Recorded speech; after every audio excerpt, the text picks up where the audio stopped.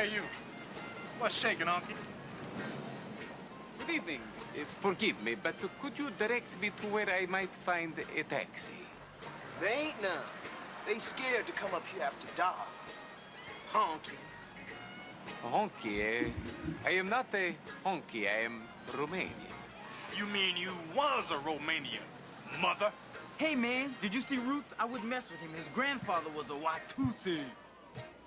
Batusi, a warrior. Now, the time is late. The man is tall, but I got a date, so he must fall. Let me have the mother. It's Thanksgiving time, turkey.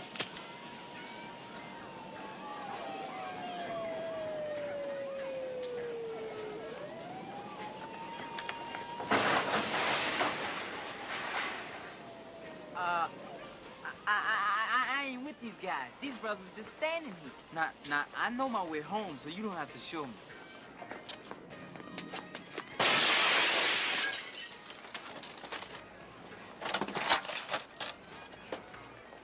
It's dudes like you that give the neighborhood a bad name. Raid House and Garden Bug Killer.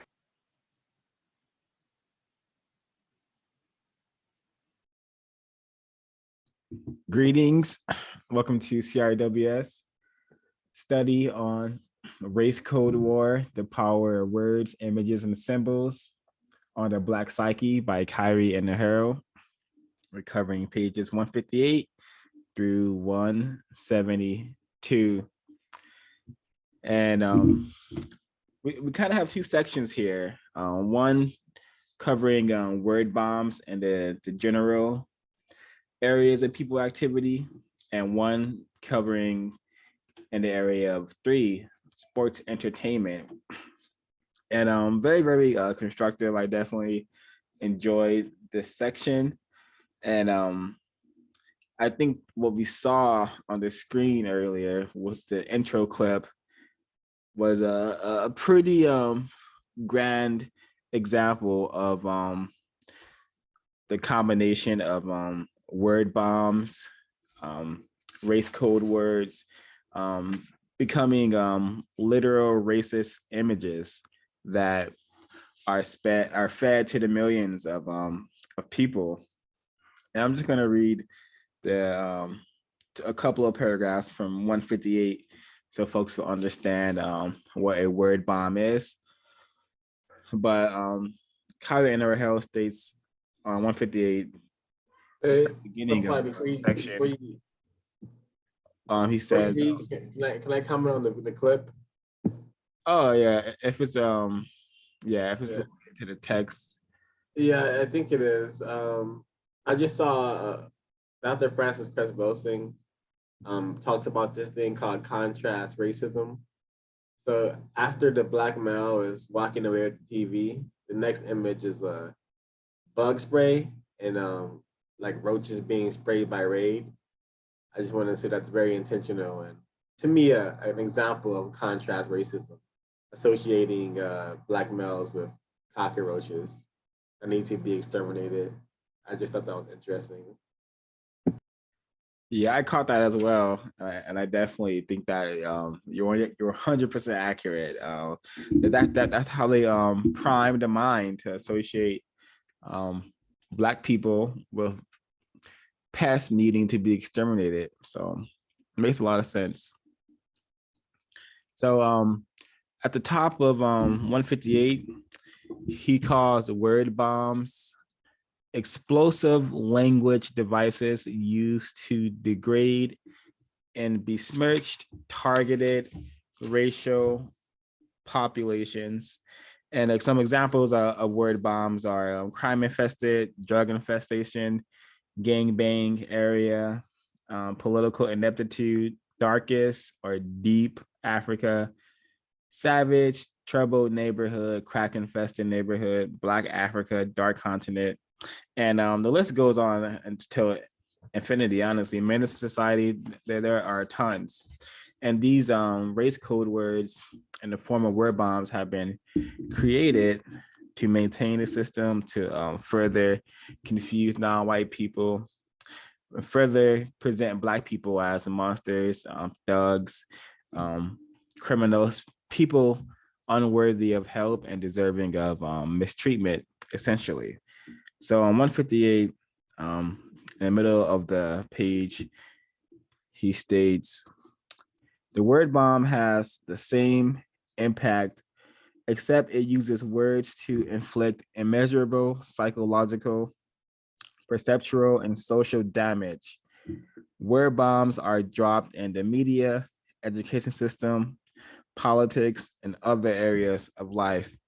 These highly inflammatory racial code words are often attached to images, music, and symbols. They are used as racial propaganda.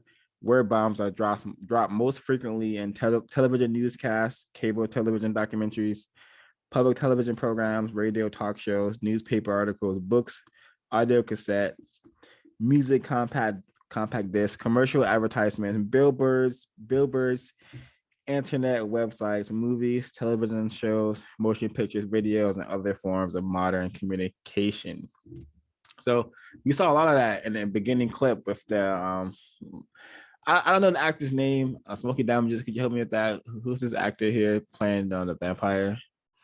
He's his name's George Hamilton, and the film is called Love at First Bite, and it came out in 1979. Yeah, thank you, George Hamilton. Yeah, that clip is a excellent example of what just manipulating and presenting images of Black people being muggers, having to go on the mean streets and deal with these savage Blacks, criminal Blacks, and the imagery of us being thieves all culminates to this stuff right here being praised and glorified. I wonder how many white people still watch film and just laugh at what white people have depicted Black people as. It's really, really, really powerful stuff. This is a powerful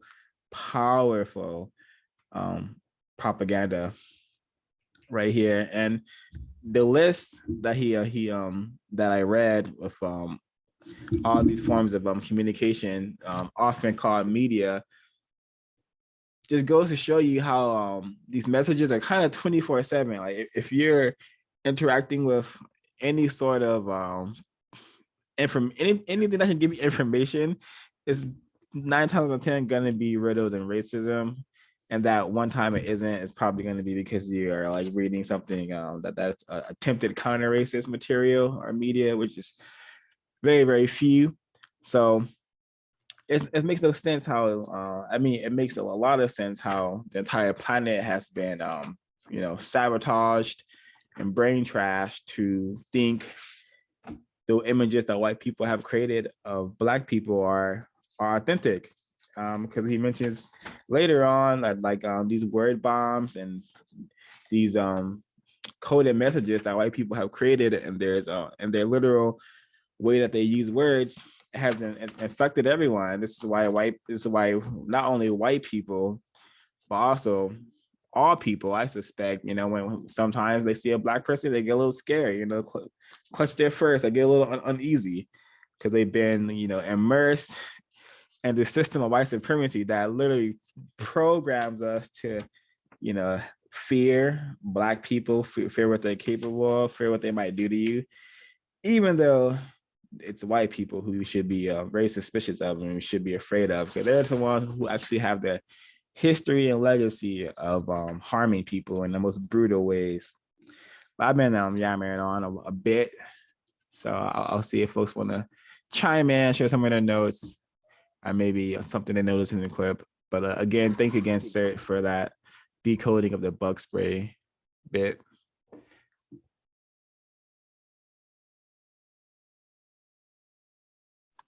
Yeah, the that clip there is really telling, and I think just as attempted counter racists, I think we really should just get in that habit of just checking anything that we hear and see for racism, white supremacy. Like Khari Enaharo says in the part that you just read there, it's in everything, music, it's in commercial advertisements, billboards, internet websites, movies, television shows, motion pictures, videos, other forms of modern communication. So I definitely agree with what you said there in that paragraph there. And as for the clip, I remember watching this film years ago. And I didn't even really, it didn't even occur to me, because I was quite young when I saw that, when it was broadcast on TV over here. And yeah, I didn't even catch it. But now, obviously, I just check everything that I see on so-called TV, like on TV, when it's supposed to be so-called entertainment, and you can usually find it. And in that clip is a perfect example of how black people are the butt of the joke for racist man, woman, and child there. So the first place that the vampire goes to in this new world when he goes from where he is in Transylvania, wherever it is, and he comes to this to so-called America, he goes to a place where apparently white people fear. The black people, of course, are portrayed as sort of mindless, so-called reverse racists in that clip. The first thing is that's the so-called reverse racists, where we're all a little bit racist, aren't we? That's supposed to be the first implication or subtext there. First, that's number one. And then they say I think they say to him, or he asked them where he can get a taxi from. And they say that the taxis are afraid to come here, implying again that white people are afraid to come where there's these unruly black people. So that's the second subtext there, or code number two. And then of course they're supposed to attempt to rob him, which were expected when we see black people in these types of areas. The white supremacists are trying to say that this is exactly what black people do, especially to white people. Which he easily overcomes as well, because he's the vampire, which then again is implying that you need to have some sort of super strength as a white person to deal with these unruly black beasts, right? So that's the other subtext there, code number three. And the implication there is if he was a normal white person, they'd probably have killed him. So that's supposed to instill more fear in the minds of white people. And then interesting, the black male who pulls a knife on the white vampire, he then the vampire then makes the blade limp. And obviously the subtext there, it's almost like a kind of like a flaccid, he turns the blade into some sort of like flaccid phallus-like kind of thing, which, in a system of race and white supremacy, we are the most impotent people, black people. So, and also interestingly, like I think it was Sir that was saying before, it then immediately cuts to white male watching an ad for bug spray right afterwards. And I suspect it was deliberate, because these scenes, they don't actually they don't add anything to the film or take anything away from the film. All it does is show racism, white supremacy in the film. It doesn't actually from actually, if you just look at the film as a piece of work, it doesn't actually add creativity or anything to the film or anything to the plot line. So why is it actually there if not just to belittle black people or just expand that system of racism, white supremacy? So it's exterminate these roaches or pests or black people, I guess. Yes, I'll mute my line. Quick question, was the clip played? I was on my phone, so I don't know if the clip was played. The clip was played, yes. Okay, I missed that. I'll review it later. But I guess for my notes, starting out with word bombs, I found a lot of it very interesting, especially the bit about it being where he says these are highly inflammatory racial code words. They're often attached to images, music, and symbols that are used as racial propaganda. So already in that, I was thinking of what is kind of the most, I guess, the biggest maybe word bomb that has become so apparent in the past couple of years. I'll share that a little bit later. But so moving on, he talks about how mostly in society today, white people and black people are still very much segregated. So white people, and I guess black people to some extent, rely on the media to to kind of give them a basis for these interactions. It says on the top of 159, in this society where most people only know each other from interaction in the workplace or through the media, the image is extremely important. So we have these racial word bombs being used to kind of paint a picture, right, of Black people. And this is what many white people are going by when in their day-to-day interactions with white people. He also goes on to say later in the text that a lot of times the people who are writing these racial word bombs are racist white supremacist think tanks. And I thought that was very important. So we since Black people and white people are still very much separated in society, we only know what the media is telling us. So the media is wholeheartedly creating the images that we go by when we are interacting with one another. And then he also says we have no real way of knowing each other except through words and images in the media. So I think it's very accurate in saying that the media is maybe the greatest contributor to the race war that's currently being waged against Black people, non-white people on the planet, the greatest tool for the white supremacists.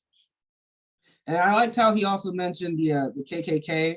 I think there was a broadcast with Dr. Sinq, and I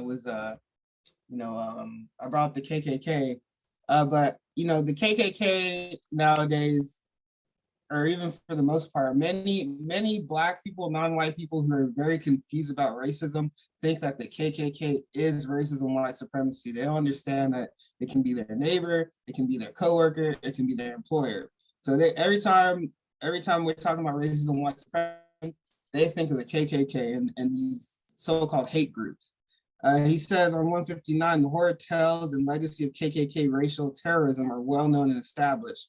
In the real white world, they are the least effective and the most exposed white supremacists.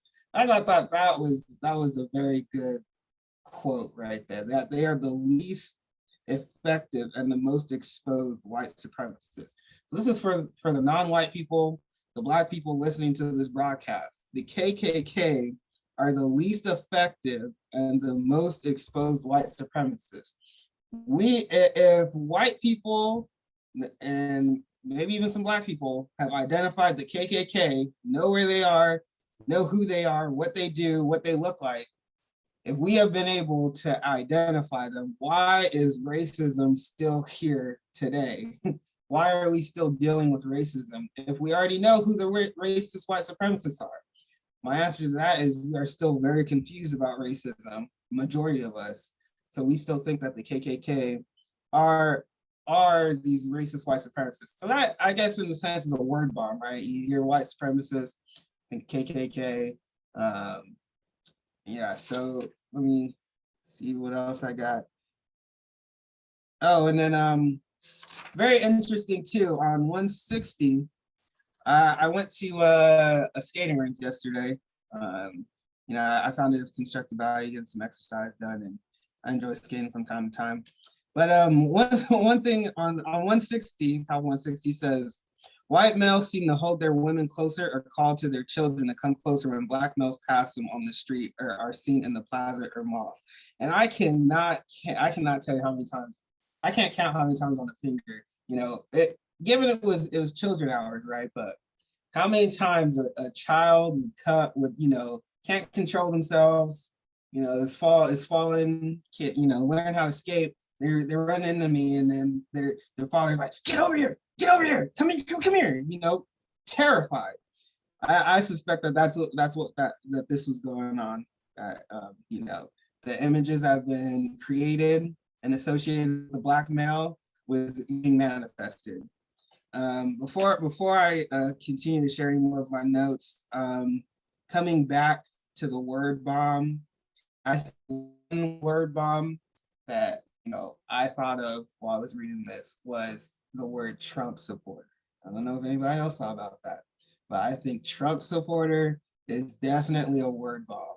I think most people, especially non-white people, are terrified of being called a Trump supporter.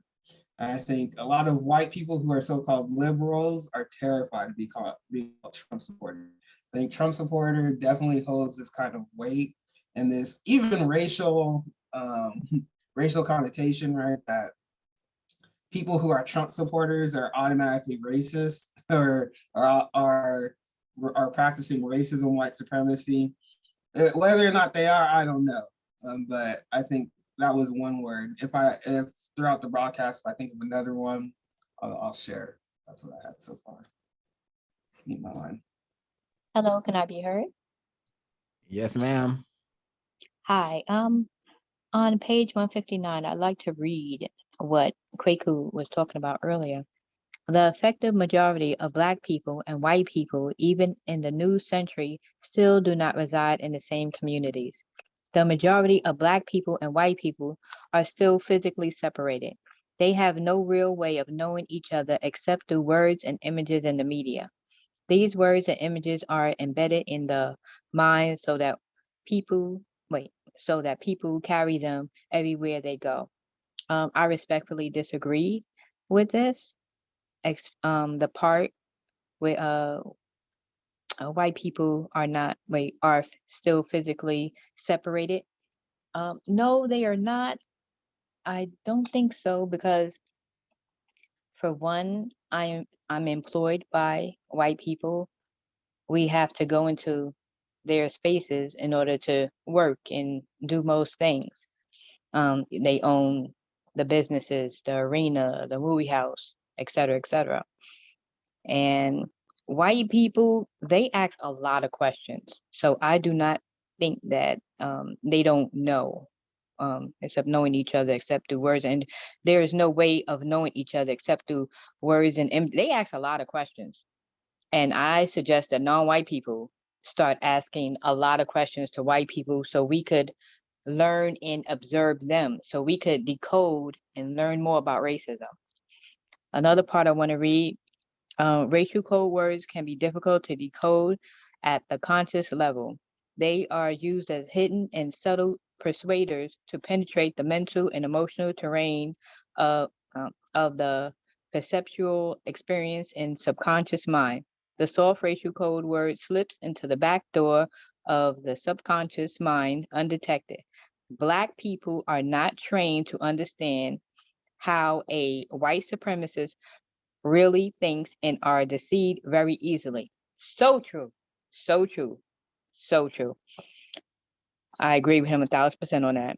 Another part, when the term white supremacy is used in the media, whether on television or over the radio, a finger points or a voice gestures towards a white hooded creature riding a white horse and burning a white cross while spreading terror throughout the land. January 6th, anyone? Also, there was a march in August 12th, 2017, where a bunch of white men with tiki torches, fire, were marching and saying blood and soil, which we need to decode. One thing that was missing from that image, where were the white women? Where were their girlfriends? Where were their fiancés? Where were their wives? They were So that was there. missing. Yeah, that was missing from that. Yeah, and oh, there was another march, December 4th, 2021. It was called Reclaim America. They had on white gaiters, sunglasses, blue jackets, khaki pants, and brown boots and hats. That needs decoding. And I mute my line.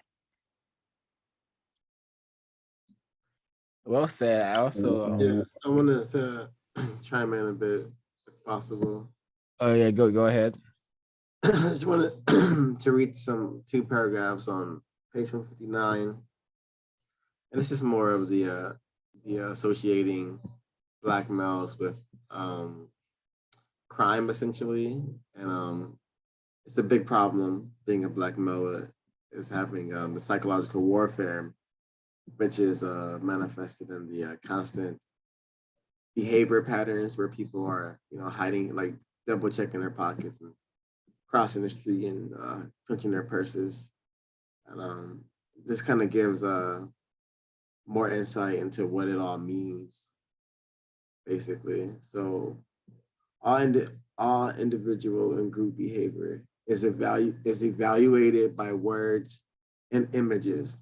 When different racial groups interact as supermarkets, shopping malls, or entertainment events, the interpretations of these interactions are based on embedded words and images. If the word or image is of a criminals, thugs, big bud mamas, gangbangers, and rapists, the social treatment system will be based on those conceptualizations. This is why white women literally clutch their purses when shopping around or walking by black males. This outdated belief is based on words that are backed up by thousands of visual depictions casting black males as thieves. When white people drive through African American neighborhoods, their car doors are often locked. It's a really famous and racist trope of people, you know, locking their doors when they see a black person and making it a thing basically. Like, you know, people film it. People, it's been in films a lot. It's been in TV shows. It's been in songs. But yeah, I just wanted to share that because I feel like it's something that's going to continue to exacerbate. And I just saw a film today where there was a lot of contrast racism and a lot of what I'm reading in this book basically. And this film is going to be seen by millions of people. So I'm quite worried about the future, whatever that is. Yeah, we saw those negative visual depictions of black males in the clip. We saw them depicted as thieves, you know, of it being a incorrect neighborhood where white people shouldn't be. We saw all of that in the clip, and I think what's been read has been very significant. And I wanted to share this also from 159 because I really appreciate just the logic that the author has been able to put in a combination of these words. So he says, the horrid tales and legacy of KKK racial terrorism are well known and established. In the real white world, they are the least effective and the most exposed white supremacists. Black people have been skillfully manipulated into believing that white supremacy applies only to a small number of rednecks, tobacco chewing, and horse manuring smelling misfits. When the term white supremacy is used in the media, whether on television or over the radio, a finger points or a voice gestures towards a white hooded creature riding a horse and burning a white cross while spreading terror throughout the land. This is a skillful manipulation of images and words designed to cloak the real racists. The most effective white supremacists go about their work on a daily basis, largely undetected and unnoticed. I know some of this was read earlier, but I wanted to read both of these two paragraphs. This is definitely it reminds me of They Live, how you know, the aliens are around the characters 24/7, but no one is none the wiser. You know, bringing that back down to the text I just read. This is why we should be suspicious of all persons who classify themselves as white, because, you know, they're the ones who are also helping to maintain the system. They're the ones that are going to meetings and determining how they're going to mistreat or keep Black people at the bottom, which is a form of mistreatment anyway. So we got to be suspicious of white people. They have done a masterful job at, you know, getting us focused on, hey, only the racists are the ones, are the white people saying nigger, you know, and the white people who maybe are mean to their clients during when they're waiting on them at some sort of restaurant. But in actuality, you know, it's a lot, it has to be a lot of white people from all walks of life. White people are only people able to have lives in the system. But it has to be white people from all walks of life doing something that I don't know quite what it is yet, because I'm still learning about the system, what it is and how it works. But it has to be enough white people doing something to keep the system going. So I have to be suspicious and suspect all of them of being, you know, suspected racist. people who have no interest in helping me to produce justice. And I think that's very logical. And also remember that the number one rule of racism is deception. So yes, be suspicious of that 80-year-old neighbor who bakes you oatmeal cookies. Be suspicious of that white person, man or woman, that hires you. How are they going to treat you when you get on the job? Be suspicious of that so-called white friend who doesn't want to talk about racism or talks about it in a non-constructive manner. Talks about it and doesn't explain it to you. Yeah, precisely. Yeah, Go ahead. I completely agree with all that's been said so far. Especially, I mean, even over here with the in terms of the what do you call it? The word bombs over here, like what I think it was Sir and a couple other people were saying about the Trump support, etc., replacing, I don't know, clan member or something, and white people, lots of white people don't want to be associated with that, what be called, to be called a Trump supporter. And over here, we have a similar, well, kind of a similar expression, what I'd call that another racist word bomb. It's Brexiter now. So since we've had the whole Brexit thing, a lot of white people don't want to be called a Brexiter, and that's become a sort of racist code word for this is where the racists are. These are the racists over here. So if you're not a Brexiter, then somehow you're not a racist, or you shouldn't be confused, or you shouldn't be thought of as a racist. If you're a Brexiter, you're a racist. Not a Brexiter, then you're not a race. Then you're not a racist. You know, it's just very, very. Yeah, and it's just it just speaks to how our lack of understanding of what racism, white supremacy is, and how it works in terms of exactly like what Helen B was saying earlier as well, when she was talking about there's no way to be separate from white people in a system of racism, white supremacy. That's impossible. I mean, case in point, as the madness that's going on now with a certain medication, which I won't even say exactly what it is, but that medication now.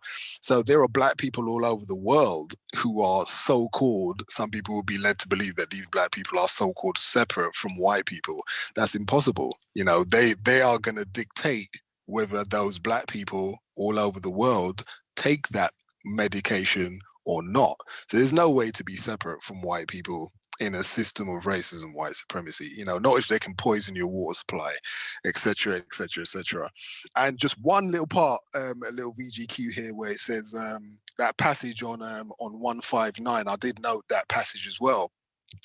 The part there in the paragraph where he says, in the real world, where he's referring to the KKK, Khari Enaharo, and he says, in the real world, they are the least effective and the most exposed white supremacists. They are the most exposed, and I do believe that.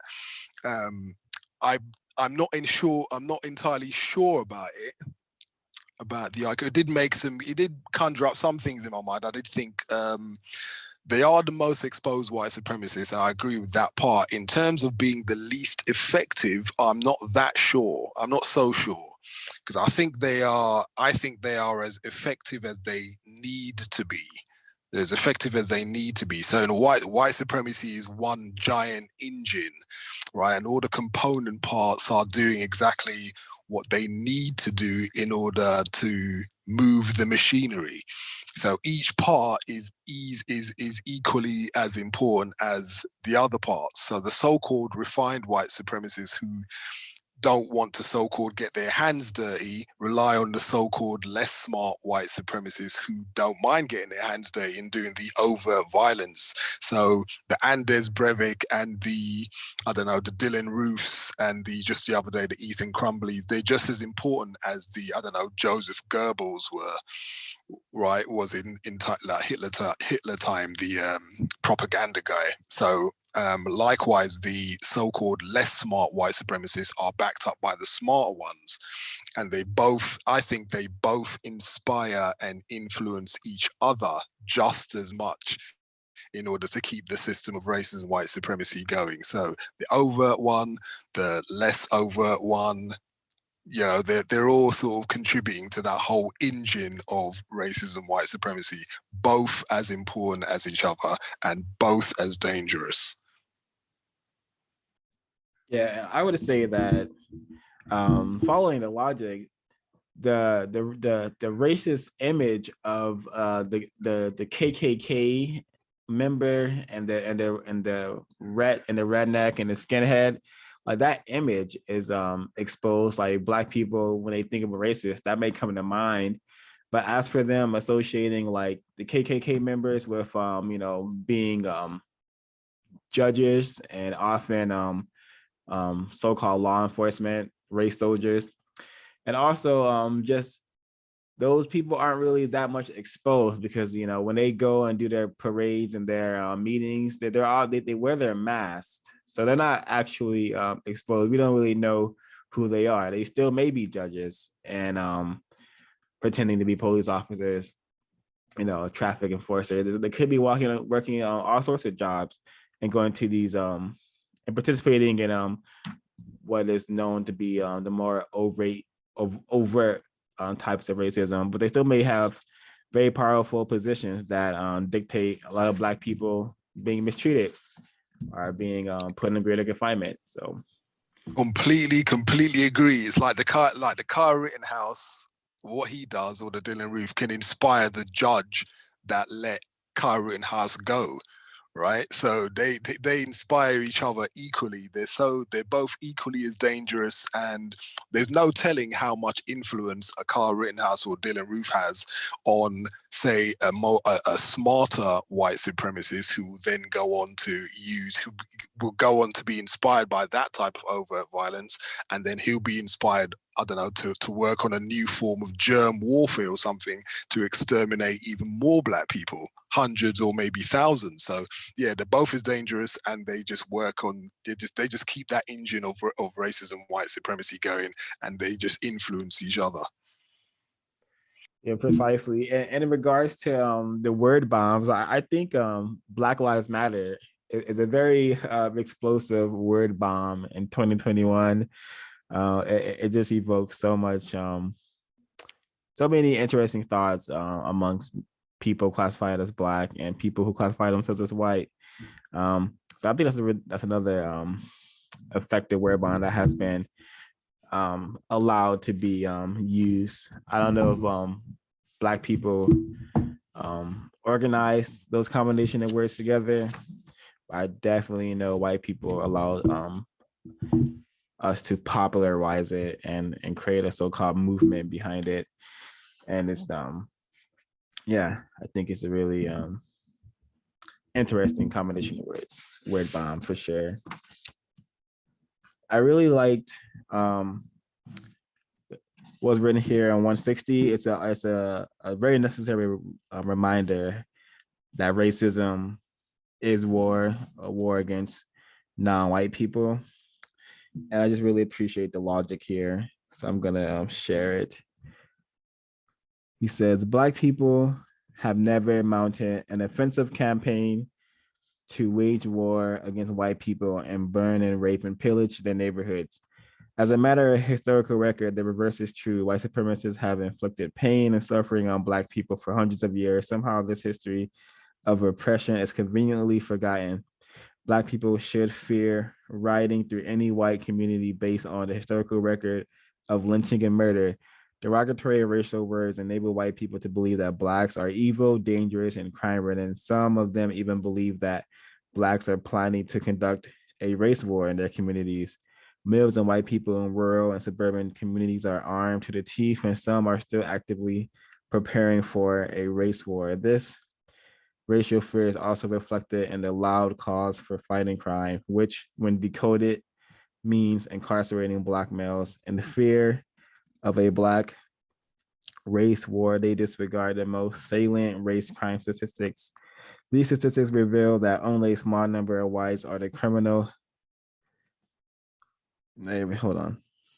These statistics reveal that only a small number of whites are the criminal victims of Blacks.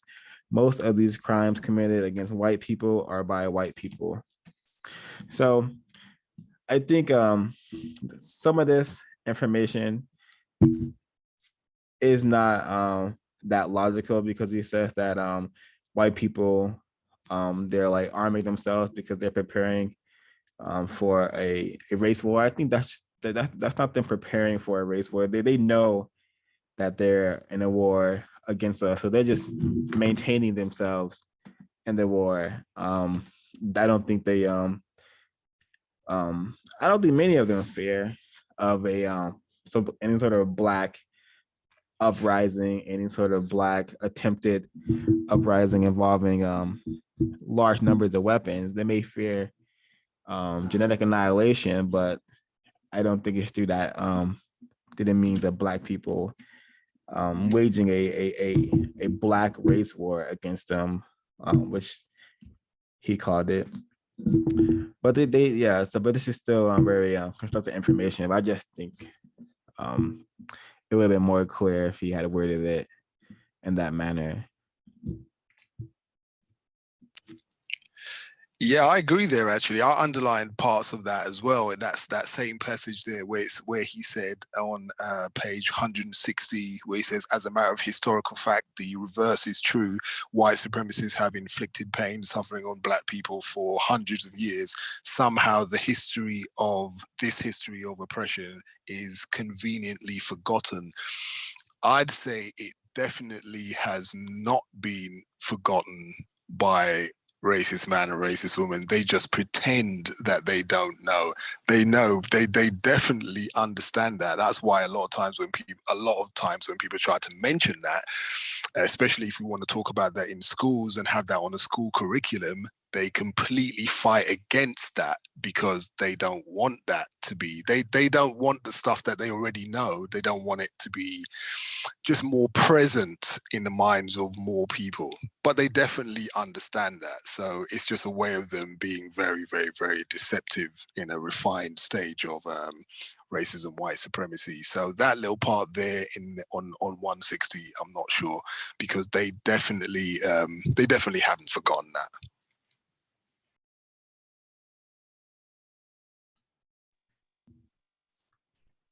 To add to that, a sort of a reminder to everybody who's listening to this broadcast, to this business meeting, just think of Katrina and what happened when people were trying to relocate, and the white communities, air quotes, white people who were armed and was like, nope, you can't stop here, keep moving. No, you can't come this way. So please just remember that, Katrina. Yep, and a lot of white people took that as an opportunity to go down to that area and try and go on a Black person hunt.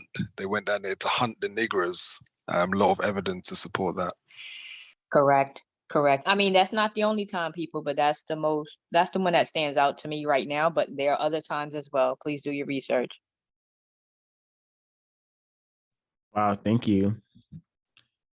So this section was so interesting because I just learned a lot of interesting happenings that have happened in the system of white supremacy. We learned about a lot of interesting characters and all the shenanigans.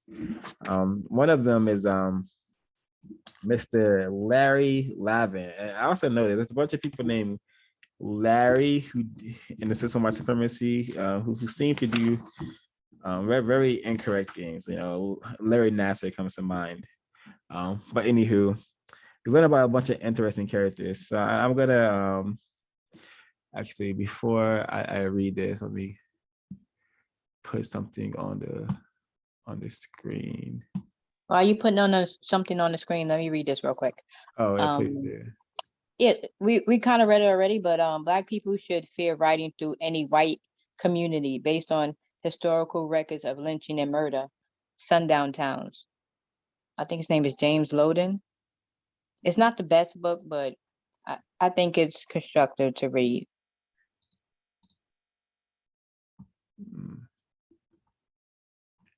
Oh, and another thing real quick. Most of the crimes committed against white people are by white people. So why are they not afraid of each other?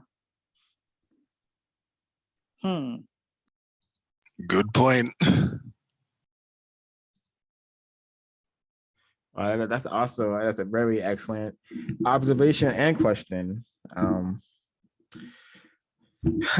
I would think so. A lot of what they present in the forms of Area 3 entertainment, they do seem to be afraid of themselves sometimes too. It's interesting, isn't it, about why, because it kind of put, like what Helen B just said, it kind of puts me in mind of the whole Liam Neeson, what I call Neeson logic, right? Liam Neeson thing when he got in a little bit of trouble, not real trouble, but he got reprimanded slightly, got a little slap on the wrist for the comments that he made, if anyone can remember, when apparently a loved one of his was sexually assaulted. And the first thing he asked her was he black? So, you know, the color of the person committing the sexual assault on this person that this loved one of his was more important to him than the fact that she'd been sexually violated. So that's quite interesting. So people should keep that in mind. Like, why aren't they more afraid of each other? And why is the color of the person who's committing the crime with them more important to them than the actual crime being committed? So, yeah, I agree 100% with what Helen B said. I advise people to think of that. Yeah, I remember that incident. He was driving around looking for black people to harm because of what happened to his one of his associates. Very, very, very telling. And there's an interview with him discussing it. I'm pretty sure it could be of constructive value to decode that. Yeah, that just inspired that phrase in me. I just call it Neeson's logic. That's what I call it, Neeson's logic. Where if any black person commits any crime, just go out and find any black person to get revenge on. That's Neeson's logic. Any black person you can just substitute any other black person for the crime of another black person. Doesn't matter who it is. Yeah, wow. So yeah, I stand in error. He wasn't looking to harm a person. He was looking to kill a black male. And I'm just gonna read a little bit from this article from BBC. He said he walked the streets with a weapon for a week years ago, hoping to take out his anger after someone close to him was raped by a black man. The Hollywood star said he was ashamed of his actions, but his remarks have sparked blah blah blah. Okay, yeah, I'm not racist, says Liam Neeson. Yeah, and in that interview, I remember he said he was looking around for any black bastard. That's the word he actually used. I was looking for any black bastard who was looking for trouble. Yeah, that's. I remember he said exactly that. Neeson's logic. Yeah, and that Cold War right there, you know, bastard, you know, that is correct. You know, our true fathers in the system are unfortunately racist men. Our true mothers are racist women, and we're bastards because they have abandoned us to suffer in this system. Quite tragic, quite terroristic. But yeah, I love your the term you've coined. Very excellent, and I see that a lot. He's not the first to exhibit this specific form of behavior. Yeah, Neeson's logic. It's funny actually. You know, what's her name? What's the Lovely Bones author? It's exactly the same thing. Yeah. Alice Sebold. So it's the same kind of thing. If we call it like Neeson's logic, it's the same thing. Any black person will do. She claimed she was assaulted by this black, and she just said, was it a couple of months afterwards? Then she just said, "Oh yeah, this is the person that did it. Wasn't even the person. Any black person will do." And it turns out now, lots of other law enforcement knew that wasn't the person responsible, but any black person will do. Neeson's logic. I think I've seen a clip of a baby. It's an actual white child baby. Can't be more than I don't know, 3, but she seemed to have eaten some cookies, and then like her mom is asking her about it, and then the child lies and says, "No, I didn't eat it." I remember that. And she blames it on a black man. Blames it on the black person. Yep. Yeah. So damn, Need some they seem to learn logic. something really early. Tragic. So tacky. Wow. It seems that they learn it very, very early. What does it mean to be a white child, a white man, a white woman? So this character here, Larry Lavin, he could have been a person, definitely could have been an inspiration for what's that guy's name? Walter White from Breaking Bad. But yeah, he's one of the interesting characters, suspected racist that we learn about in this text. I'm just gonna read a little bit from 161. And the book Dr. Diller by Mark Bowden, the cover of the paperback version describes a major character. To the world, Larry Lavin was a successful young dentist, a skillful businessman, and a dedicated family man. In reality, he was the biggest mastermind. He was the mastermind of a 60 million a year cocaine empire, the biggest drug operation in Philadelphia's history. There are several words that play subtly on one's mental perception of Mr. Lavin. The term mastermind implies smart, intellectual, and genius. This is a strange choice of words. All chemical peddlers have some degree of intelligence, yet when Blacks are dealing illegal chemicals, the terms are some of the harshest known to humanity. There are the other words used to describe Mr. Lavin are equally interesting: dedicated family man and skilled businessman. While the author was attempting to make a comparison between Lavin's two different lifestyles, the use of certain words has a powerful influence on the perception of Mr. Lavin's character. He is subtly portrayed as a decent man who happens to get caught in the cruel drug business. The hype on the back cover design shows that Mr. Lavin's participation in illegal chemical peddling was somehow glamorous and ultra posh. In reality, there was nothing glamorous about what he was doing. Simply put, Mr. Lavin was a criminal peddler of illegal chemicals. This is part of the spin put out to play down the criminal activity of white people. So, and when this is an article where this picture is being displayed. It's called Flaunt, and there's more code words in this article. They said he was he lived in affluent neighborhoods, so-called successful, got degrees from white institutions. And it's just really interesting because I was like, okay, who is a black male drug dealer? And then Nikki Barnes came to mind.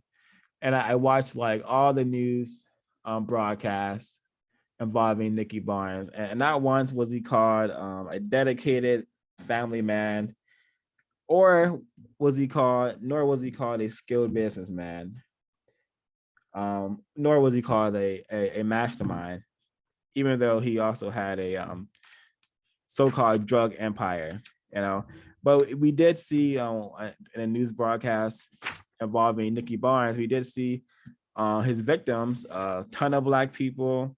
We get to see like how he's terrorizing the so-called neighborhood. But Mr. Lavin, we don't see his victims, with his people ODing on the illegal substances that he's peddling. But it just goes to show, and for this article to be called Flaunt, like the website to be called Flaunt, and for them to be showcasing this white man and also describing him very similar to how Mark Bowden did. It's all very telling how the white people love showing off and glorifying their various suspected racists and their antics.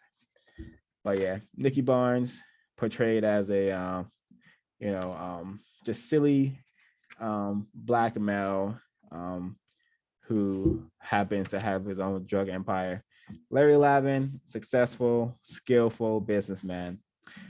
Really, really telling. You know, even when you're doing the same crime, you still have totally different connotations directed at you with these words, these masters of words. They have really done a number, and designing the system to train our minds to think in really, really peculiar and probably incorrect ways whenever we think white and then whenever we think black.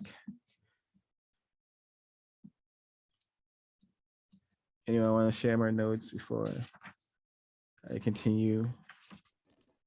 Yes, I would. Very well said. This is very engaging.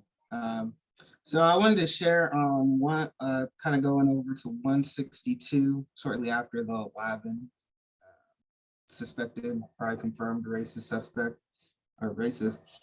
So he kind of he's still going on about, still talking about word bombs, starts to talk about how Black people have kind of used word bombs and are almost completely aware of it. I would say are completely aware of it.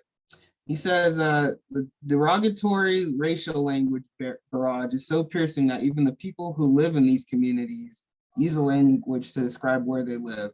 They do not understand the kind of economic, political, and image damage that is inflicted on their community when they use derogatory language to define their surroundings.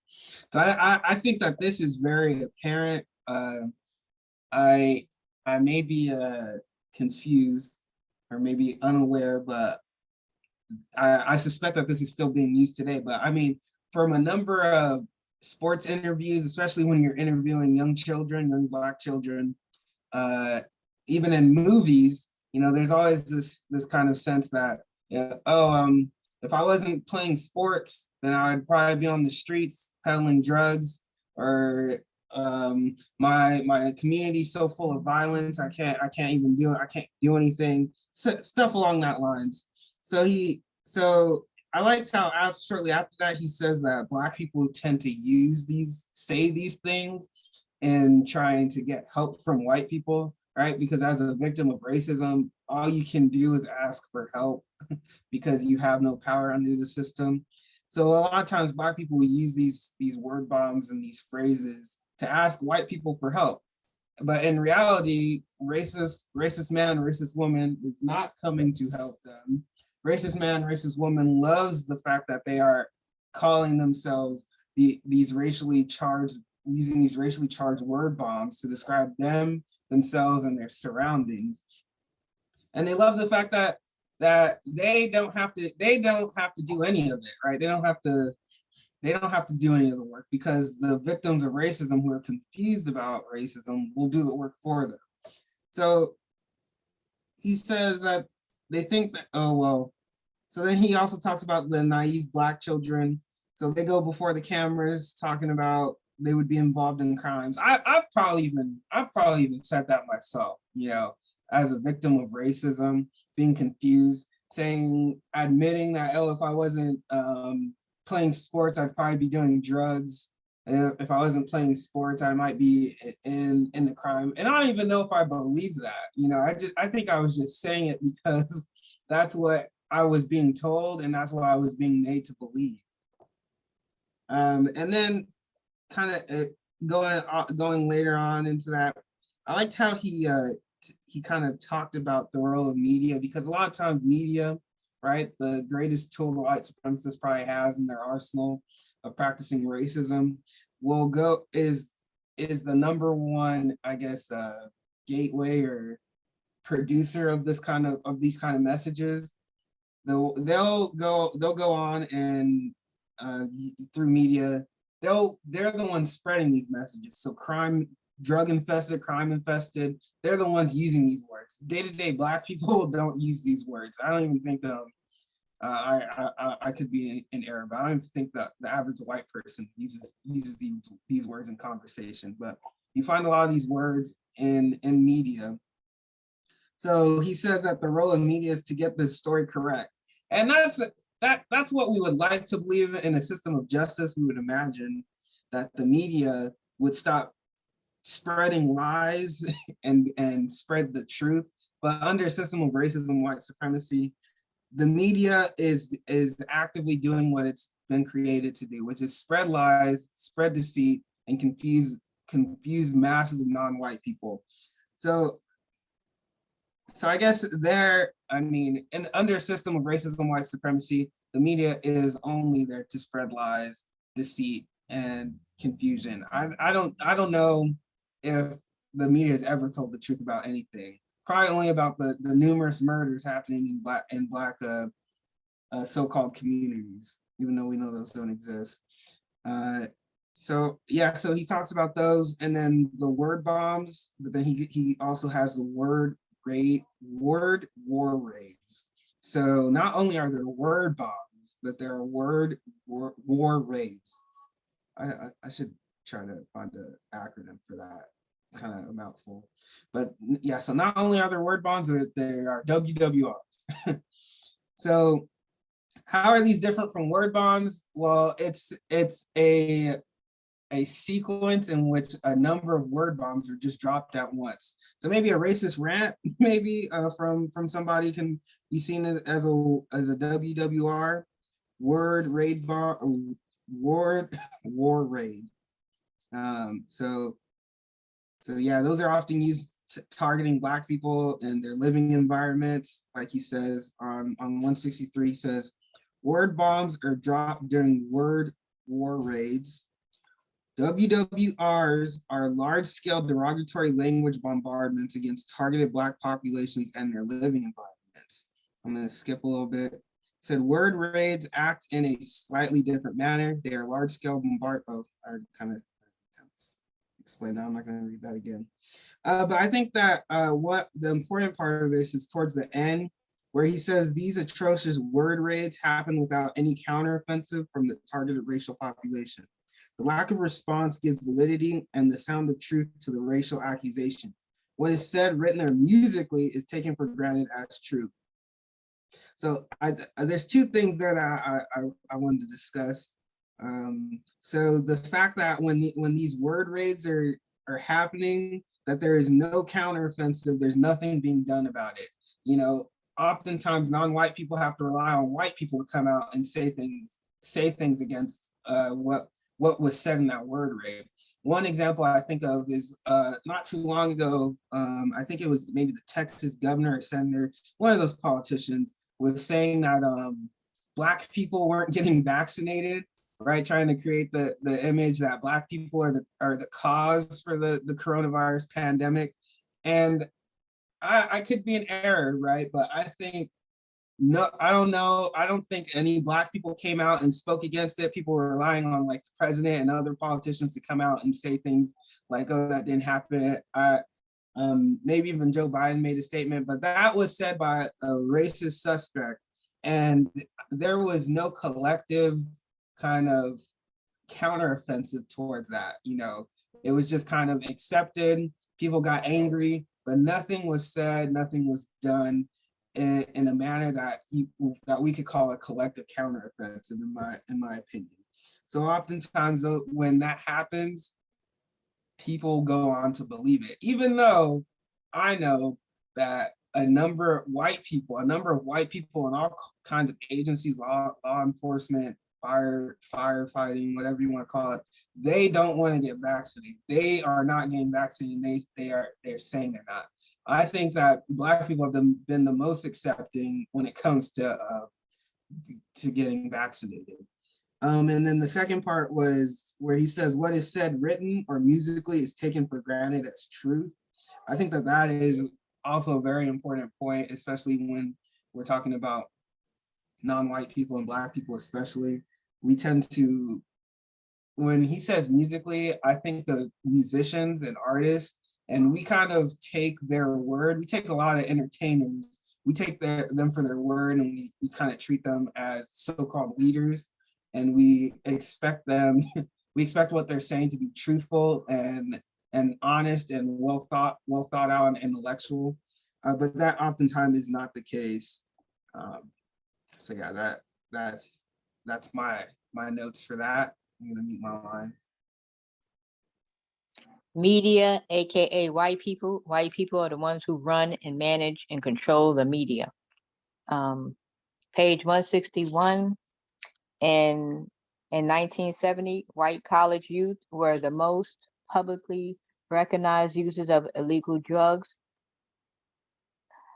There is a term called tune out and tune on and tune out. That term was popularized by a guy by the name of Timothy Leary. He turned out to be a FBI agent or informant. Let me correct that. Informant.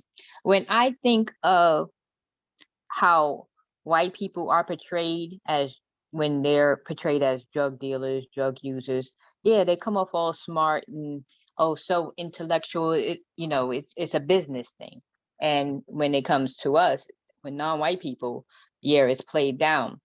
And Breaking Bad did an excellent example. That's an excellent example of how white people are portrayed.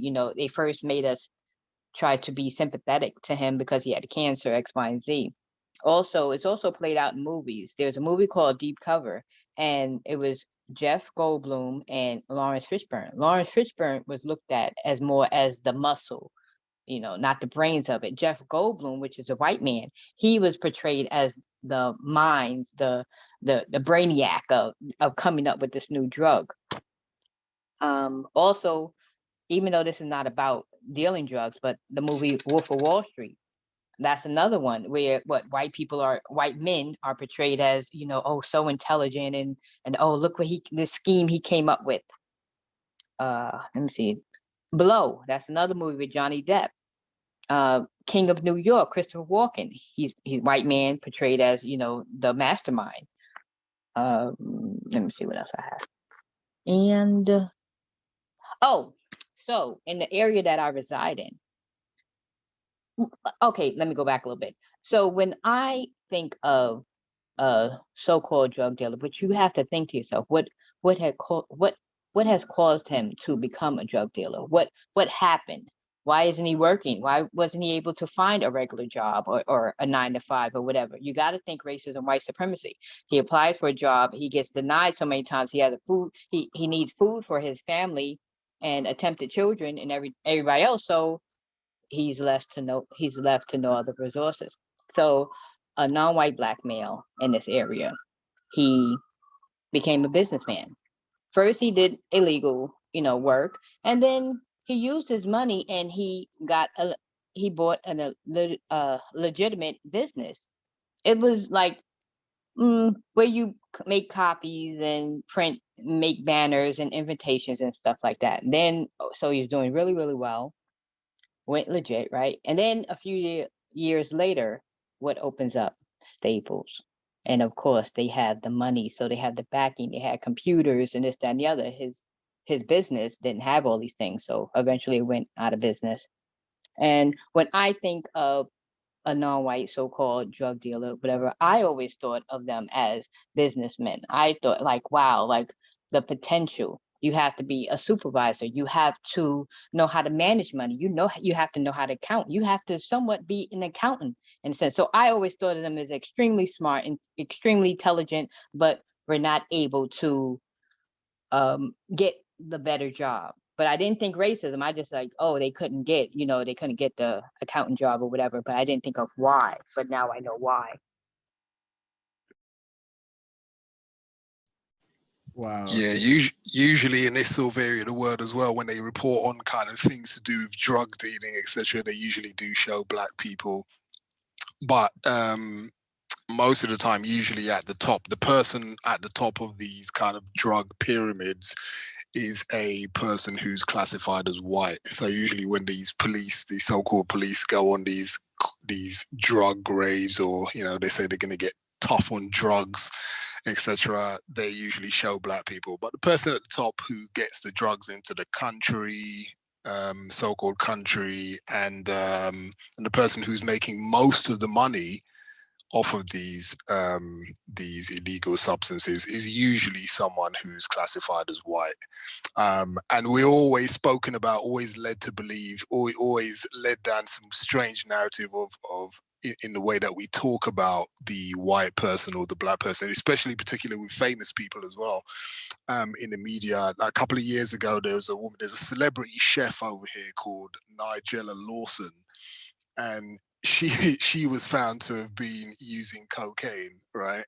And she was portrayed, the way they talked about her, she was portrayed as some sort of nice white woman who just happened to use cocaine. And she got a little slap on the wrist, etc. And then in terms of, we're just going to pretend that we're going to kind of lambast her in the media, so-called, but we're not going to really punish her. She just happens to use drugs, because when white people use drugs, they're just people using drugs. If it's a black person, then obviously the narrative is very, very, very, very different. And just on page 162, I thought it was very, very constructive what Khari Enaharo wrote here on page 162, which deserves, I think, a lot of non-white people should definitely pay attention to when white people say stuff like crime-infested community. He's got an excellent breakdown, very, very constructive breakdown, I think he does here on 162, when he says, what is a crime-infested community? If 50 people in a community of 5,000 are using illegal drugs, does that mean the entire community is drug-infested? What is the numerical or percentage threshold for drug infestation in an area? Is the infestation level 10, 20, 30, or 40% of the population of a defined geographical area? The role of the media, white supremacist media, is to get the story correct. Right, what they do is to besmirch an entire community for the behavior of a few unsavory characters, is getting the story incorrect and purposely spreading a lie. So I think it's definitely worth a lot of non-white people purchasing this book. Just pay attention to that paragraph there. I think it's an excellent breakdown there by Khari Enaharo. Yeah, agreed. And the questions, like that's definitely a counter effective. I mean, a countermeasure one can use when trying to counter racism and white supremacy questions. Kwaku brought up how we have no defense for these word bombs or word war raids, and I think questions, some logical questions and some thinking could be a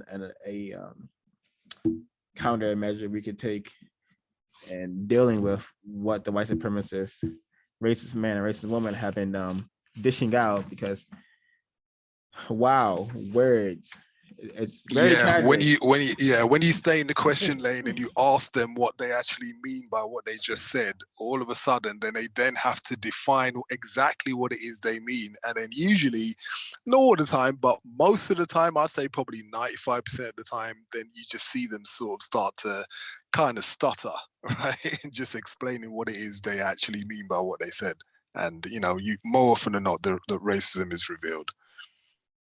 Yeah, precisely. And maybe even I'm going back to what Kwaku read about like Black people repeating the word bombs and the race code words that have been taught to us, like athletes saying that, if I wasn't playing ball, I would probably be robbing or on the street somewhere.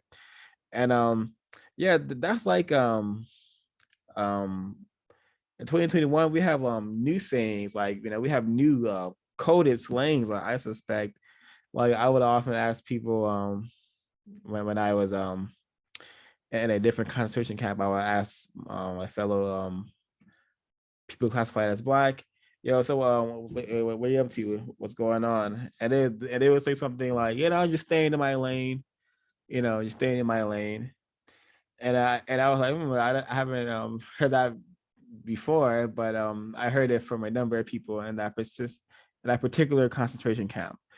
And in hindsight, as I was reading that, like this code slang popped into my head. I was like, I wish I could ask him, like, who put you in this lane, and where's this lane headed? And I think it would be the white supremacists, and to probably not towards the lane is not headed towards countering it. But yeah, it reminded me of that. And yeah, and I do think it is constructive to read how Khari Enaharo describes word war raids. So yeah, I was gonna give it a read from 163. So the folks who find this broadcast later, who are listening now, can have a better understanding of what word bombs are, and war raids could also be seen as just white people spewing out buckets and buckets of words to confuse us. But here on 163, Khari Enaharo states, word bombs are dropped during word war raids. Word war raids are large-scale derogatory language bombardments against targeted Black populations and their living environments. Word raids are designed like military warfare to be used like aerial bombing raids, where hundreds of explosive devices are dropped to inflict maximum physical destruction. Word raids act in a slightly different manner. They are large-scale bombardments of word bombs dropped strategically on a concentrated racial population or social environment. The goal is to establish an immediately unfavorable image of a racial population or area. When white populations want to relocate to an area that is populated by Black people, different language is used to describe the area changes. They will rename and redefine the area and create a different impression of it. Dropping word bombs will stop, and new, more positive words will appear. And so, it's no coincidence that areas of the world where Black people dwell that are often called hoods, it's no surprise that they were allowed to be called hoods and ghettos. And now those areas are being reclaimed by white people, and they're like dropping the Starbucks in there, and all the white people are, sprucing up the neighborhood, the environment. All the Black people are having to leave. So I think this is an excellent just example of how white people just use, even in conversation, even with simply, because one thinks you have to wage war, with like direct energy, direct physical, taking a gun and shooting, someone on a battlefield. But the war is also waged through words, through like these policies that white people arrange, through the people that you see speaking on their TV screens, that are convincing you to think such things and think in a very particular ways. This is all very dangerous, because it leads to so-called gentrification, which is just racial dislocation. White people keeping Black people on the move and practicing racism at the same time by mistreating Black people and taking their dwelling area, which was never theirs to begin with, because white people own everything on planet Earth, until this problem is solved. But yeah, it just shows that white people, even when you're having a conversation with them, they are in some way, shape, or a form, like waging some sort of war. They're engaging in conflict with you, or could be. I'm not saying 100% of the time, but it's very possible. This is why we should be suspicious of all white people.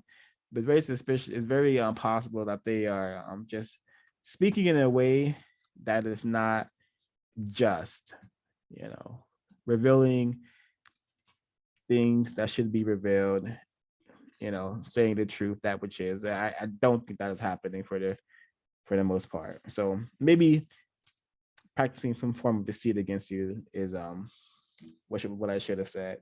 But all in all, word war raids, it makes sense, just how You know, in war, they will bomb a certain area a couple of times and then send in the troops to investigate the carnage and to clean up the enemies that are left over. That's how these word war raids work. You know, they'll just target a group of Black people with various like incorrect things. I said this area has too much crime, has too many muggings. You know, we need to, like, you know, get tougher on crime over there. And next thing you know, there's a Starbucks there. All the Black people have been moved out. You know, and then the jogging people, the people jogging coming through the neighborhood, those might as well be the troops coming in after the bombs have been dropped. You know, they're just coming in to see who's left over. You know, how are we going to get rid of these ones? I may be in error. I may be just a fellow insane victim talking in insane asylum of white supremacy, or I may be onto something. The line 163, these atrocious word raids happen without any counter-offensive from the targeted racial population. Think Twitter, people, think Facebook. And another thing, in Harlem, white people are trying to change Harlem, change the term Harlem, and they have sections called NOHA and SOHA. NOHA means north of Harlem, and SOHA means south of Harlem. They also, white people tried to create something called bodegas. Instead of, now bodegas over here, little corner stores where, what I want to say, corner stores owned by or run by so-called Hispanics. And white people try to come up with the idea of bodega by taking a little, like, how could I explain it? Like a little box that you sit on the side of the street that will have the things that will be inside of bodega. Think, how do I want to describe it? Like, it was just like just a horrible idea, just crazy. Like, think like when you work someplace in like a factory or something, they have something that that dispense like soda or sandwiches in little compartments. They were trying to create something like that and call it bodega and put it on the corner out on the street. Yeah, so yeah, white people. Wow, Helen, that is very interesting. I'm gonna read this part here on 164 and then and tell you why. One derogatory word shrewdly combined with another depreciatory word can wipe out any positive images of populations and their living environments. These words, used over and over again with unfavorable visual images, form a racial point of view that becomes established and embellished. And my only note for this passage was Harlem. You know, and Harlem used to be known as a hub for Black people helping each other, you know, Black people, you know, participating in commerce, you know, and constructive things like that. Now, you know, they're trying to disappear Harlem, you know, naming it NoHa, like, no, that's not Harlem, or SoHa, so what, you know, Harlem, so what. It's just very interesting ways that they erase things and producing TV shows called Harlem that present just Black people being silly and in conflict with each other. It's not what you know, what so-called Harlem should be associated with. It should be associated with victims of racism and the need to produce a system of justice. But yeah, and this system that is unlikely to happen anytime soon. But really interesting. And this happens with various areas of the world that Black people dwell. You know, happen with so-called Crenshaw, so-called Inglewood, so-called South Central. You know, that, you know, they're all being, you know, word war rated up, you know, bombed out, and the joggers are moving in. The white joggers with the strollers and the white people are moving in. You know, so we got to get serious about solving this problem, or we're gonna continue to be displaced, you know, population tailored and mistreated in all areas of people activity. Or we can solve the problem. You know, very simple what needs to be done here. folks want to share? Go ahead. Yeah, on 164, 165, when he adds when Khari Enaharo adds a list of examples of some frequently used word bombs.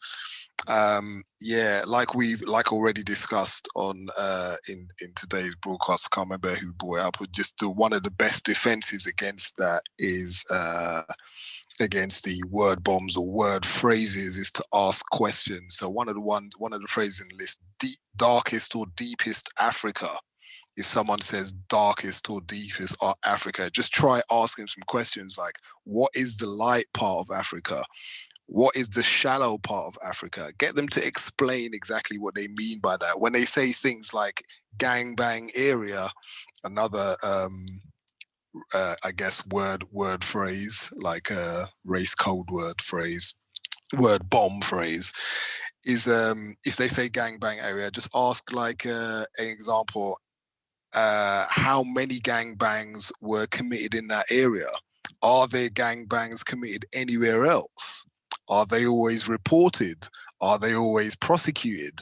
Just get them to explain exactly what they mean when they say stuff like uncivilized behavior is another phrase. Does civilization have a color? What does civilized mean? What is civilized? Is a white supremacist system civilized? Is apathy towards a white supremacist system civilized behavior? Is ignoring it civilized? Is not putting an end to that system also civilized? Is that uncivilized behavior? You know, just ask it. I think that's the best defense, or one of the best defenses towards race codes, phrases and stuff, and word bombs or bomb phrases.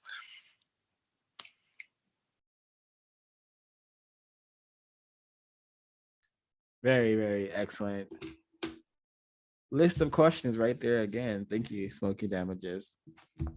166, just again, a significance display of why we need to be very, very just paying attention to what white people are saying, and so we could kind of have a better understanding of what they could be up to, because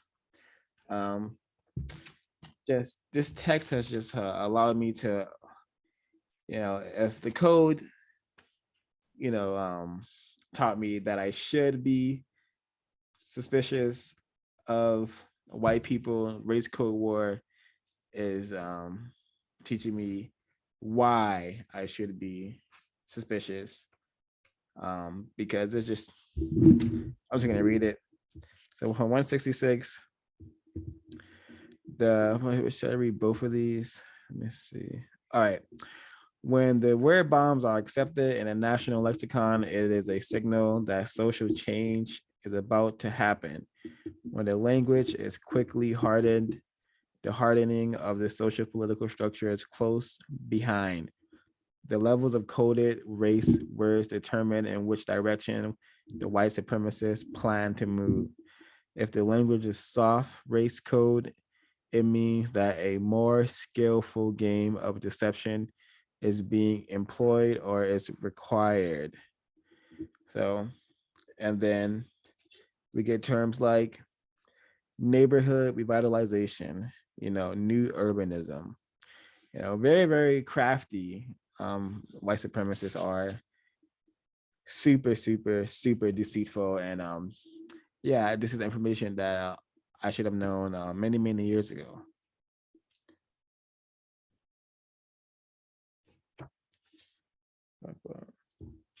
All right, I'm just gonna continue with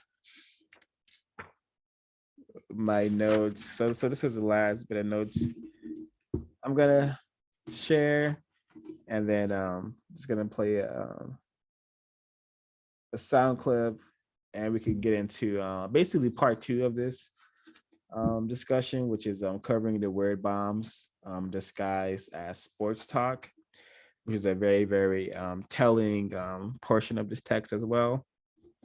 So just to give folks a better understanding of what a soft code word is, I'm just going to read a bit here. Soft racial code language is used when a very sensitive operation is underway, that requires the greatest level of deceptive skills. These kind soft word campaigns are run in so-called third world countries to get the people to cooperate with birth controls or opening up economic markets.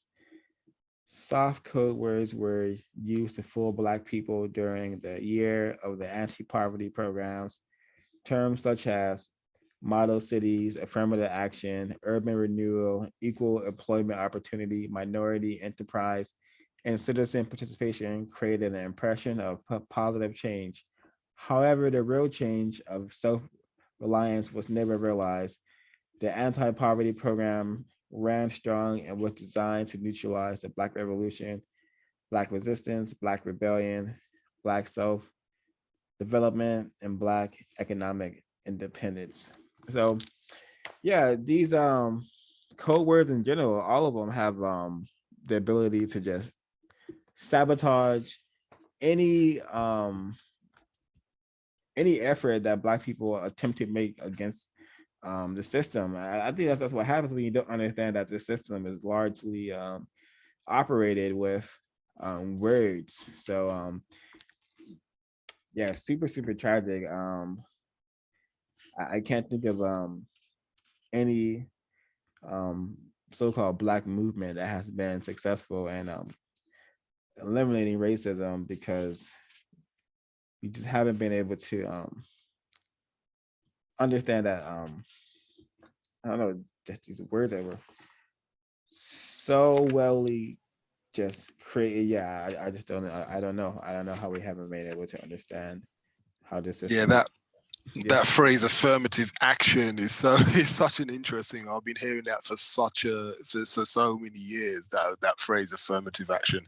And white supremacy, as we know, or some of us know, is the biggest system of quote unquote affirmative action. I mean, they affirm their action of maintaining the system of racism, white supremacy, right? They affirm what they're doing to us.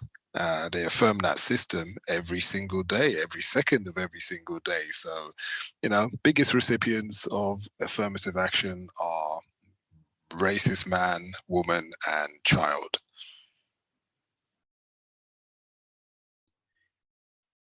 Precisely. Okay, I'm gonna play a quick soundbite.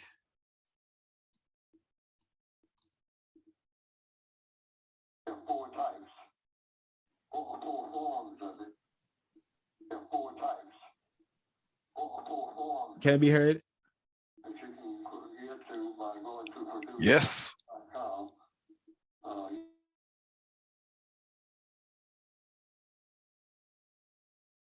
Nope, can't hear it anymore.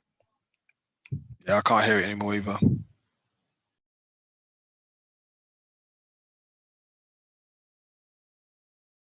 One moment, let me fix that.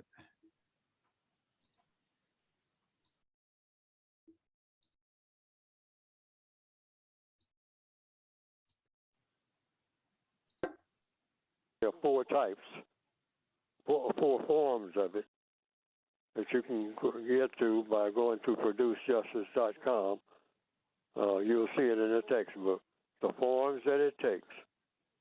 And that is Black people's biggest drawback when it comes from not only not having a code, but not really being focused on countering and eliminating racism as the reason for being. Whereas the white supremacists, their whole reason for being, for existing, is white supremacy. They have no other reason for even existing. This is why they're in such opposition to anybody changing it. Because if you take white supremacy away from a white person who believes in white supremacy, you've taken everything. You haven't just taken something. And it's the same way with Black people.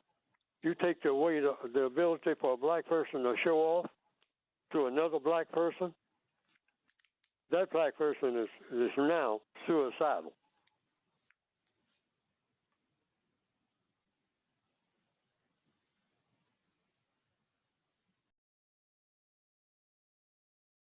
So I thought that sound clip was an awesome segue into this next part, tragically.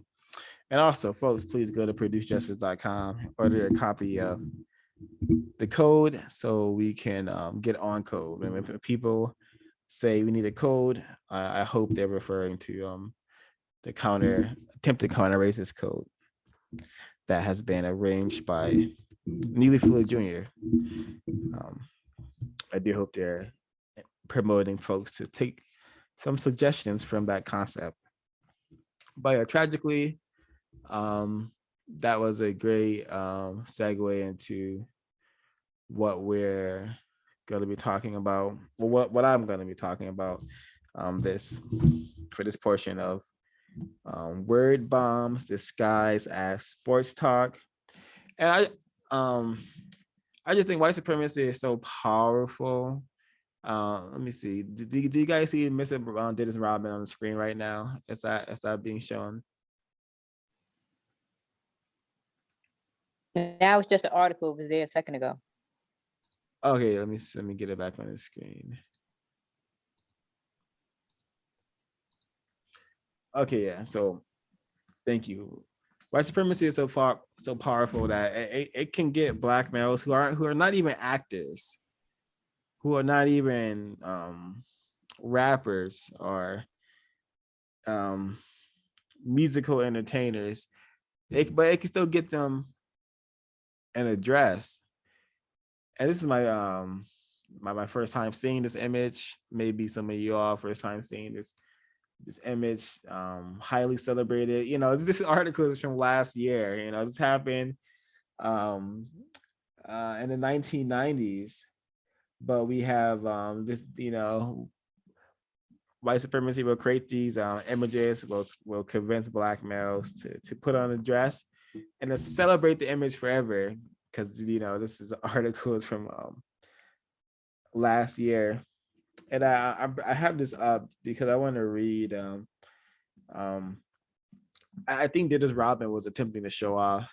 I think what Khari Enaharo stated about Dennis Rodman seeking just to be a more known basketball player, and to him getting a stylist essentially that helped him with his image and convinced him to start dyeing his hair blonde and all that stuff. I think that was him seeking attention. I may be in error, but is there an explanation as to why he's wearing that dress in that photo?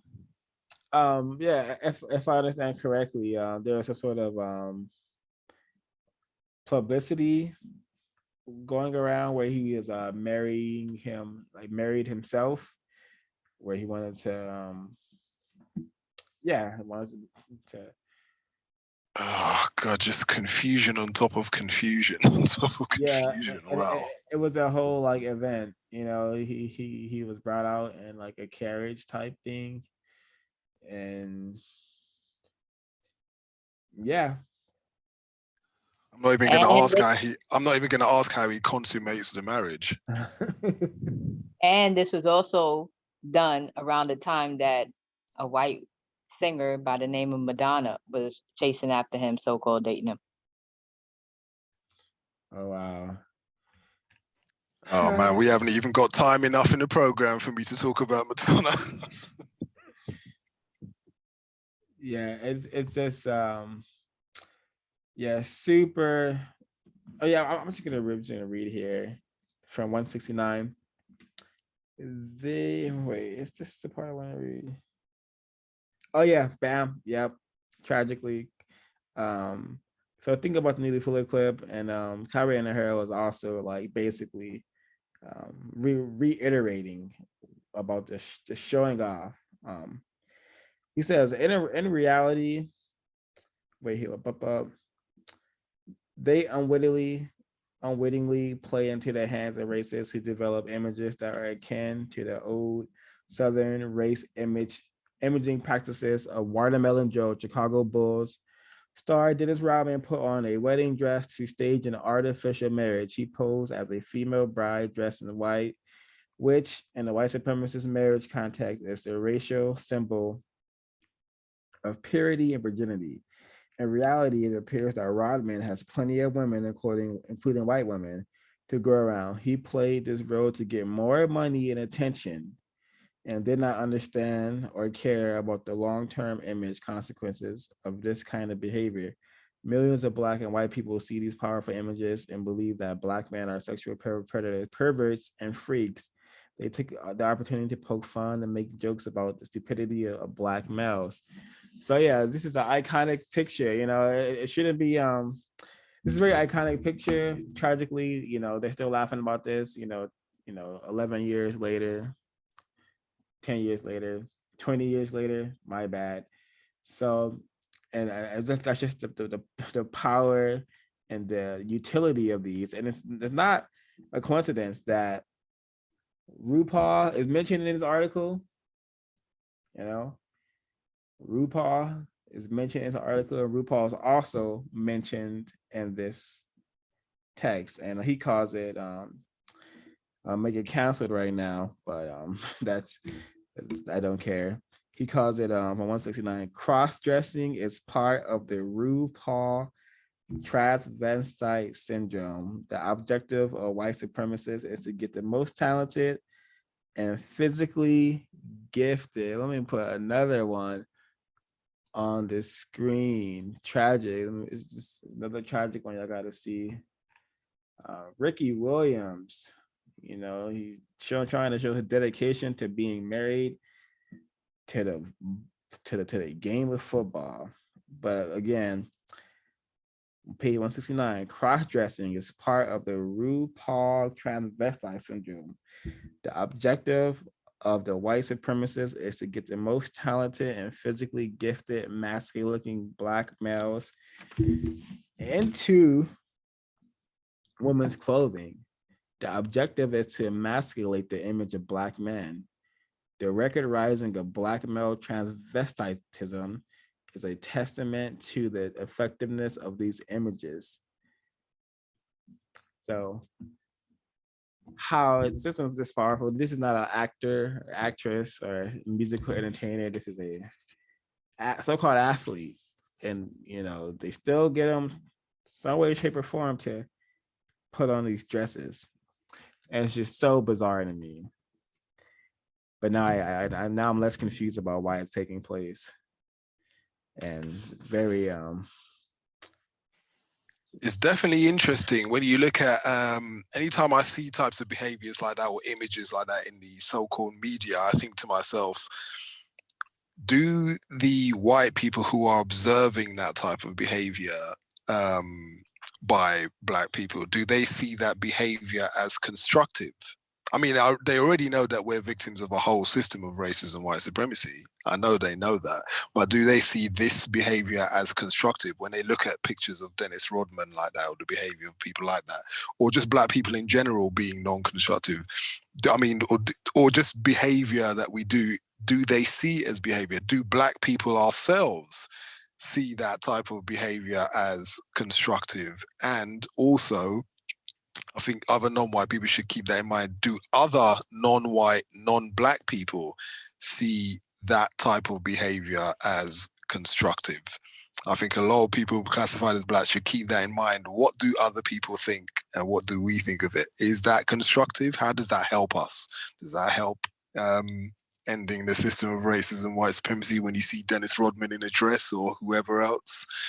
I don't know, but yeah, it's worth asking the question. Just making things that you do constructive, whether it's when you're going to leave your house today and walk across the road, make sure you're doing something constructive. If you're about to eat a plate of food, make sure that it has a constructive result when you put it in your body.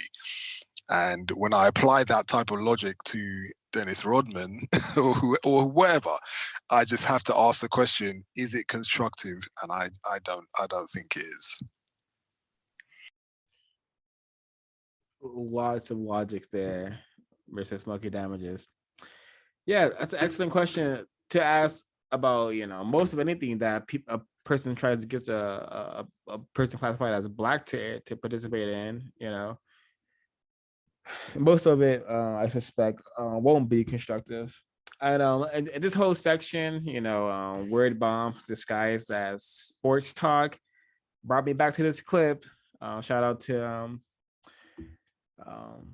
Ray 1/0 for this clip, because this is a timeless piece of racist propaganda from a very, very loved suspected racist Joe Rogan, who I've always had a huge suspicion of, due to him just being a gross individual. Anywho, I'm gonna play it, but this is just what we're covering. Just seeing blacks as like creatures, monsters, animals, something that I wish I could take this thing apart and just utilize it for to be the best sports machine or athlete on earth. It's what we're diving into. What are you? Yeah. Dad's black, mom's white. Standard issue, pretty much. Powerful combination genetic wise, right? You get the body of the black man, and then you get the mind of the white man all together in some strange combination. That doesn't, by the way, mean that black people don't have brains. It's a different brain. Don't get me wrong. It's fascinating, stellar. So this is kind of stuff that I suspect a lot of white people be talking about when they when they're talking about sports, especially when they talk about sports and there's no black people in the room. It kind of probably looks a lot like this. I may be. That would have been a perfect. Would have been a perfect example for someone to ask him exactly what he means. Like, what type of brain does a white person have? What type of brain does a black person have? And when he said it's a different type of brain, what are the differences? Just get him to explain exactly what he means. Just stay in the question lane. Can't emphasize that enough for a lot of non-white people who are listening to this broadcast. Stay in the question lane. Get him to explain exactly what he means by the differences in white brains and black brains. It would be so interesting to hear his answer. I suspect he'd be real honest as well if put on the spot. You never know. Excellent. Yeah. This is the importance of counter-racist science. We have to make it our bread and butter. We have to make it our norm, our normal behavior to question things, question all things. We have been trained to just hear stuff like this, give a chuckle, laugh. Oh yeah, we have to be forensic with it. I remember years ago when I was a documentary about Adolf Hitler talking about Jesse Owens when he went to the Olympics and he saw Jesse Owens and he was saying, well, it's not really fair. I can't remember the exact quote. Adolf Hitler was meant to have said, it's not really fair to use that word to pit a white person against a black person like Jesse Owens, because these black people, they're animals, they're like racehorses, right? We're not really human, right? I think it's well documented as to what Adolf Hitler and people like him think of black people, and not just Adolf Hitler. Obviously, people like Joe Rogan, right? Again, like what we were talking about before, we're fooled into thinking that it's this person over here that thinks like that. No, Joe Rogan obviously thinks in exactly the same way that Adolf Hitler did. Some people might think that's a bit of a stretch, but analyze the comments and then we come to see that, they're just cut from the same cloth. They might say in different areas of the world, but they have exactly the same type of sentiments when they look at black people. Yeah, they definitely seem to be thinking about genetics. Because that's one of the first things that came out of his mouth was like, the genetic equation. So very, very. Yeah, it sounds like that, like the Get Out movement. Exactly what they were saying when he used to the movie Get Out, when he was asking why black people, and they said something about the genetics, etc. I can't remember the exact part in that film where they were talking about it. It's a non-constructive film in many ways, Get Out, but constructive in some ways. Yeah, agreed. So yeah, we learned about a lot of just interesting happenings and system of white supremacy, and this chapter, closing out on chapter 3, and we learn about Mr. Latrell Sprewell, who was a Golden State Warriors basketball player, quite celebrated and quite comfortable in the system in regards of money, and had a sneaker contract with Converse. But due to his mistreatment in the system, he responded incorrectly and let his emotions get the best of him, and he choked one of his coaches, and he was basically mistreated because of that incident for the rest of his basketball career. And this is mentioned because during that incident, the broadcasters were painting it as just such a fatal, and like, how could this nigger put his hands around a white master coach? That was basically the talk of the airwaves when this happened. And that just goes, he describes that it symbolized Black males getting out of the stranglehold of white people, white masters, and overthrowing white supremacy. The image of Sprewell choking his coach, it may have produced that image of Black people getting serious about racism, or finally being fed up enough about it to do something about it. So they take care of Mr. Luttrell and suspend him, lose millions of dollars. And I'm paraphrasing it because I don't want to read all of this. I thought it was very interesting. I never heard of Luttrell. I'm not really interested in what goes on in Area 3 entertainment in regards to sports. But I thought this is very, very telling. And we learned about Larry Merchant, a famous boxing commentator. I did some research on him too. Found his broadcast to be very racist and very telling. I think I will play one just so we can just hear see an example of like the word bombs that are used by tragically confused Black males, as well as sophisticated deceitful white people. So let me get that on the screen. Meanwhile, if folks want to chime in or share what notes they have or have not shared yet. On page 168, you might have read this already, but this is why white broadcasters have difficult time interviewing modern Black athletes. Joe Rogan. They do not understand how their racially based mindset impacts on how they see Black people. I respectfully disagree with that. They know good and well what they're saying and what they're thinking, their thoughts. They understand. It's us non-white people who don't understand. And on page 169, sadly, too many Black athletes are so money hungry. Why? This is me. With so little understanding. Now, you can't say they're money hungry and say so little understanding of the power of an image that they will allow a white publicist to talk them into perpetuating all kinds of derogatory images. You can't put a little understanding and allow in the same sentence. That doesn't make sense. Either they understand or they don't, and they don't understand. So how could they allow a white publicist, white people? No, it's not allowed. They have no control. They have no control. That's why we're under a system of racism, white supremacy. And we can get control by learning and taking the time to think and read and decode and ask questions and become more observant of white people. That's how we could gain control.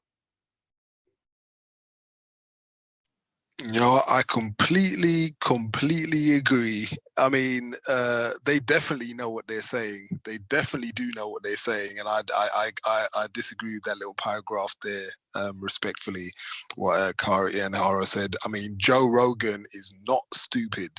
He's not stupid at all. He said exactly what he meant. I mean, you don't even have to listen to us on this broadcast. Joe Rogan said exactly what he meant about genetics and different brains, etc. He knew exactly what he said. This whole kind of insidious myth of white ignorance is so dangerous. It's so dangerous. White people are not ignorant about racism. This whole system has not just been in place for as many years as it has been due to white people not knowing what they're doing to to establish it, to maintain it, to refine it, to expand it. This it's not ignorance. They know exactly what they're doing. Be this kind of ignorance thing pushed by Tim Wise and Jane Elliott about ignorance, etc. White people are not ignorant. Thank you all. I appreciate the logic being shared. Very, very, very, very accurate. I think this is very telling. Lots of decode here for folks who have that ability. I'm just gonna let it play.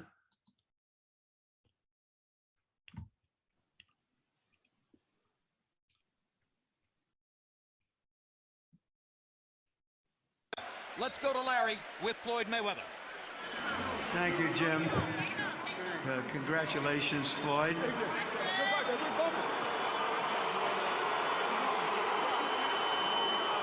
You hear the crowd, at least the good part of it is in an uproar because they felt that you took shots at him unfairly after you went together in the ring, made up for the headbutt, and then you poked him. What's your story? First off, I want to thank God for this victory, because without God, all this wouldn't be possible. I want to thank my team. I got hit with a dirty shot, and it's protect yourself at all times. I hit him with a left hook right hand, and that ended the bout. So you're saying that even though it appeared that he wasn't protecting himself and thought that that was part of the ceremony that you were going through of apology, that you unfairly took advantage of it. What do you say to those who say, what'd you do there? You were winning the fight and in charge. I just want to tell everybody that bought pay-per-view, that came out to Las Vegas, thank you. It was a hell of a fight. Floyd, you know you're a promoter, but now we're talking to you as a prize fighter. Let's take a look at what happened at the end of the fight, and you describe it.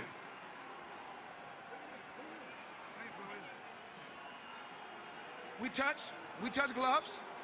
We back to fight hook, right hand, and that's all she wrote. So for you, it was just an automatic response. Let's get on with the fight. It's protect yourself at all times. He done something dirty. We're not here to cry and complain about what he did dirty or what I did dirty. I was victorious. If he want a rematch, he can get a rematch. You were in charge of the fight. You were aggressive and trying and taking advantage of what you saw as a flaw. You know what I'm gonna do? Because you don't ever give me a fair shake. You know that? So I'm gonna go and let you talk to Victor Ortiz, all right? I'm through. They put somebody else up and give me an interview. What are you talking about? What are you talking about? You never give me a fair shake. HBO needs to fire you. You don't know shit about boxing. You ain't shit. You not shit. I wish I was 50 years younger and I'd kick your ass. You won't do shit. Notice how many times he said fair. Both. Right. Talking about the white guy. And he started off beautifully. I love the way he just deflected, kept it calm or whatever. I'm so upset. Not even upset. I'm just like, wow, towards the end. But I understand towards the end, like his emotions got the best of him. But I love the way he started off though. Yeah, I thought this was yeah, just the the deceit. That was some black self-respect there. That was excellent. The way he handled the situation was excellent. Oh yeah, where he at the beginning, the white person there, suspected white supremacist there, and the way he just deflected his just trying to bait him. He just said, yeah, but don't you think you didn't? Yeah, whatever. I was just thinking, yeah, the way he deflected him was excellent. Yeah, I heard Larry Merchant. I don't know if it was this video, but I heard him call a black male boxer a prize fighter. But he has a history of calling black male boxers like as belonging to stables or being stable mates. And yeah, he used the word fair a lot, aggressive. He said that he Mayweather is being aggressive. Isn't it a fight? Isn't a fight supposed to be aggressive? But it's just really interesting how like the racist image can never be removed. Like the racist image of the black male being all things but a person deserving of help and delivering a system of justice. As all that is removed. Nope, he don't need help. He needs to be called a nigger. He needs to get put in that ring to get brain damaged, and then be talking about give things to a white guy, Yeah, and you see how he started off. He started off all nice and calmly talking to him, and then it just descended into, oh, I wish I was 50 years younger, etc. It just turned into terrorism. It started off as nice and just kind of calm. It started all tacky, and then it just went from 0 to 60. Man, he didn't get the right response that he wanted, and all of a sudden it just went to, oh, if I was 50 years younger, I'd react in the same violent way that I'm accusing you of reacting to this other guy. I'll react in a violent way towards you. So yeah. Hypocrisy of white supremacy. Yeah, this is another case of black males not really being able to control those emotions. He was doing very well in the beginning, but the white supremacist is very antagonistic and very snaky. So it got to him eventually. And I remember when this happened, very interesting moment. And I agree, it's supposed to be aggressive. And if it was a white person who did it, they'd be saying, oh, he was quick as lightning, or he was, oh yeah, he was tactical. IQ. Yeah, he was such a tactical move on his part, or something like she's strategist, but it's really like what 05 said, just another moment of black male, deserving anything but help and empathy or a moment of overstanding, Yeah, and this is actually really interesting because there's these fighters. Jake Paul, he keeps fighting these black male fighters and he keeps winning. And it's really interesting how, I think it was yesterday actually, there was a fight where he KO'd a black male by the name of Tyrone Woodley. This is the second time. And the first time, the black male had to tattoo the white fighter's name on his finger. So this is really interesting how I don't know. I don't know how it's possible for a white person to knock out a black person in a boxing match. It's always telling with the way that white people talk about black boxers and stuff. We're always sort of superhuman beast people that can't. It's really not. It's really incorrect for them to be pitted against us until they beat us.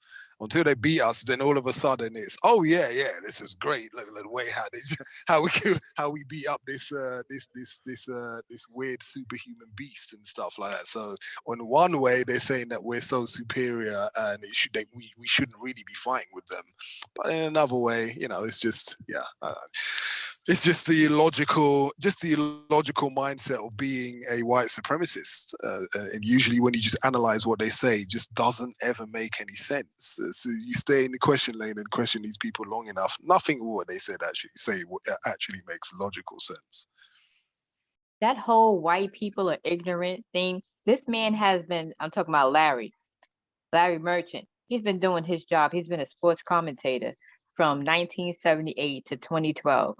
Are you trying to tell me that he doesn't understand what he's saying when he's talking to what's his name? Mayweather. Yeah, Mayweather. You are you really trying to tell me that he's been doing this over 30 years, 34 years to be exact? I agree. White people are not ignorant. He knows exactly what he's saying. Very refined, skillful that one is, and the evidence is that the black male ended by yelling and cursing and started confused with the just poor understanding of the concepts he's spreading and words he's using tragically, expectedly. Motivation for us to really get serious about developing our thought, speech, so we can have better actions because so 05. Sorry, where's that Joe Rogan clip from? Because I've really got to clip that little part of. I've never seen that Joe Rogan clip before, where he's talking about the brains and different brains, etc., and genetics. I've never seen that. I'm definitely gonna have to highlight that clip. I'll send you the link I have, but I haven't seen all of it. It would be very epic to find the rest of it because I'm sure there are tons of black people that I know that are just enamored with this Joe Rogan person, and I keep trying to tell them about Joe Rogan. I have to be suspicious of him, like other stuff that he said, like lots of stuff, and using the word nigger all the time and stuff like that, and in his routines, etc. And they're just not suspicious of him. Yeah, it's really, really telling. Yeah, I have a video on the channel, Testimony of White Supremacy, where I have a Joe Rogan clip of him saying something, just something that is basically disregarding like Britain Tyrant, the Christ Church white supremacist terrorists. He really just disregarded his actions. And I was like, wow, very, very, very interesting. I hate Joe Rogan. Well, if I exerted an energy to hate a person, it would be directed at Joe Rogan, but I don't hate anyone. But yeah, he's very annoying, suspected racist. That one is for sure. This has I'm sure this has been somewhat refined in 2021, but it's still very telling, it still goes on. And these are just a couple of selected examples of sports talk word bombs.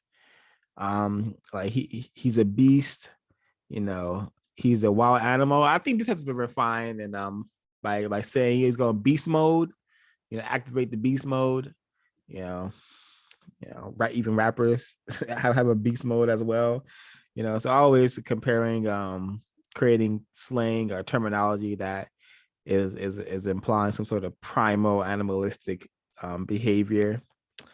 Very common in sports talk, stop watching sports, start studying counter racism. He is nothing but an athlete. He cannot think, this also has probably been coded under phrases such as shut up and dribble. You're not paid to think, you're paid to dribble. Laura Ingraham said that. You're not paid to use your mouth. You're paid to use your arms and legs and hands to dribble that ball. So yeah, he's a thoroughbred, high genetically bred animal for sports. I can't say I've heard this race code word mentioned, but tragically, when I was getting less confused and I was seeing I was just scrolling through the Twitter trending news nonsense that I'm fed, and whenever I hopped over to the athletes, like what's going on in the sports, I always saw like college basketball, and I would notice like wow, it's a bunch of light-skinned people on the court. Yeah, I don't see any dark-skinned people. So I think they're ramping up to destruction of Black civilization, the basketball sporting arena. I think they're gonna be producing a lot more light-skinned people to participate in that area because they're tired of the dark-skinned people dominating that zone. because I was like, wow, this is, you know, every team, you know, a bunch of tall, some like non-white people for sure, but like not that dark skin. So I don't care for sports, but that is something I made note of. And that concludes my notes. If I'll give opportunity for folks to share their remaining notes if they have any. If not, we could get into closing comments. Verify, can you please find the clip of Serena Williams and the horse cover? Oh, yes, ma'am. Let me get that on me. While you're looking for it, I'm going to read. Wait, 1 second. You sent me it, right? Yes, it's in WhatsApp. Okay, thank you. On page 171, most of the racehorses are dark brown to black. To date, there have not been a great number of white horses with winning records in the super rich high stake horse races. Most of the great athletes in football and basketball are dark brown to black. How many times have black men in sports been compared to bucks and horses in a stable? All the time. And now they're also, white people also talking about black females in the same manner. Well, particularly Serena Williams and this horse cover.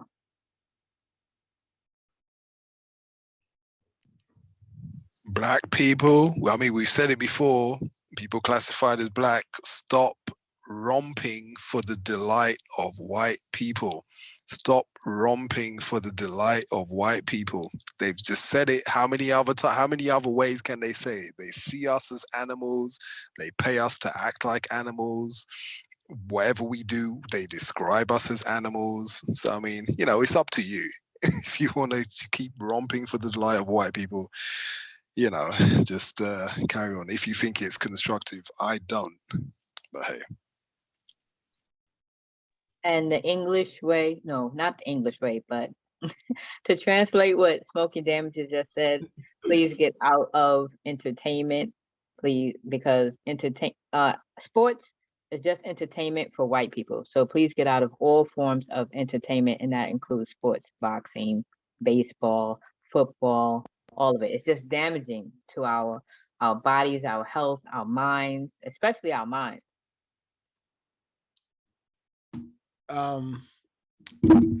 This is an image I found. Was this the interview right here, the Charles Ramsey interview? No, sir. So it was just this image?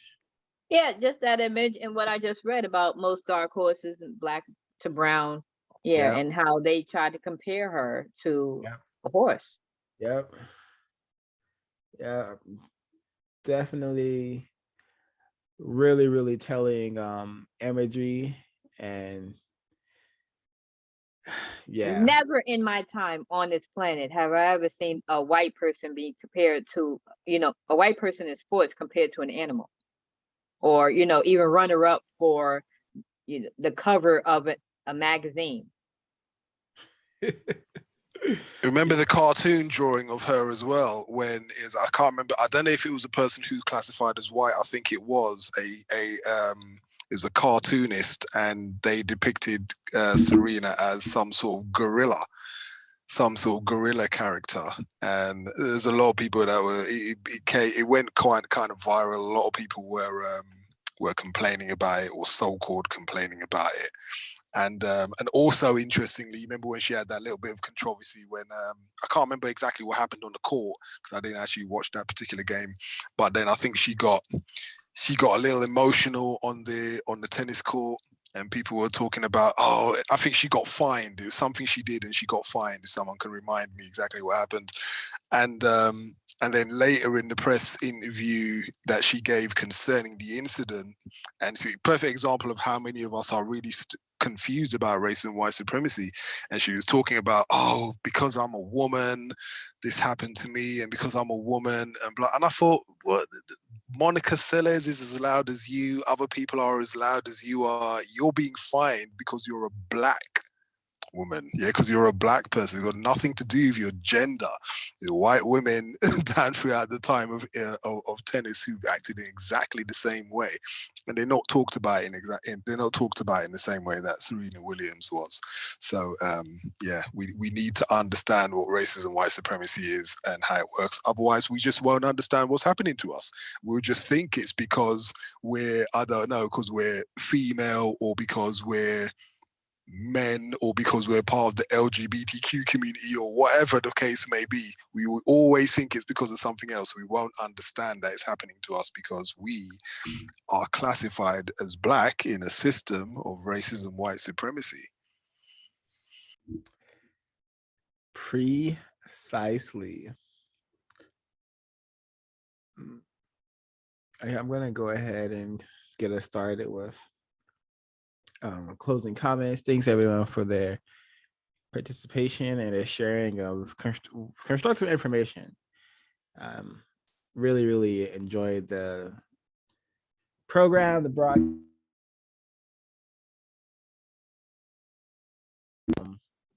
Share the information, comment on this information on this video, like it, to get it in the algorithms. Hopefully more Black people who are wanting to understand why they're met with problems and such misery 24/7, and what we can do about said misery and problems, which is to work to solve the race problem and codify ourselves. And yeah, I don't want to take up too much of anyone else's time, so I'll mute my line. I just want to say that I struggle to deprogram myself, if that's a term, with using terms that I don't fully understand. And Race Code War helps me to be more mindful of the terms that I use, the words that I use, and just to be more mindful and more thoughtful. And I remember when I was a child, which I still am, but I remember when I was a child and my victim mom would say, don't use words you can't spell. She was almost close with that, almost. But what she should have said is, don't use terms or words that you don't understand. You don't understand what you're saying. And something I'm trying to eliminate, well, I've accomplished it, but I try to eliminate whatever the favorite term of or phrase that people are using, like trash and hood and fair. I try to eliminate those terms from my vocabulary, and it's a bit of a struggle. It's kind of hard because I'm just used to, just running it off, right? And definitely metaphors, like, oh, like that is really hard. That's been really hard for me to shake or to get rid of, but I'm trying every day, and I appreciate this book, Race Code Wars, and please buy it. I beg of you. It's definitely helped me a lot. It's helped me a lot. And that's all. That's for my closing comment.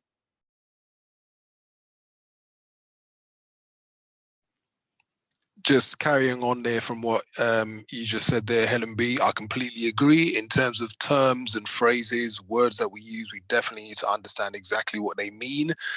And just for earlier in the broadcast, when I used the term Neeson's logic, in case anyone was confused about what I meant, it's about the person Liam Neeson, when he just wanted to attack any Black person or kill another Black person for the perceived crime of another Black person. And I've actually codified it as well. The phrase Neeson's logic, when I say Neeson's logic, what I mean is this: the illogical, irrational behavior of people classified as white, of substituting any Black person to answer for any crime, real or imagined, committed by a person classified as Black. That's what I mean when I say Neeson's logic.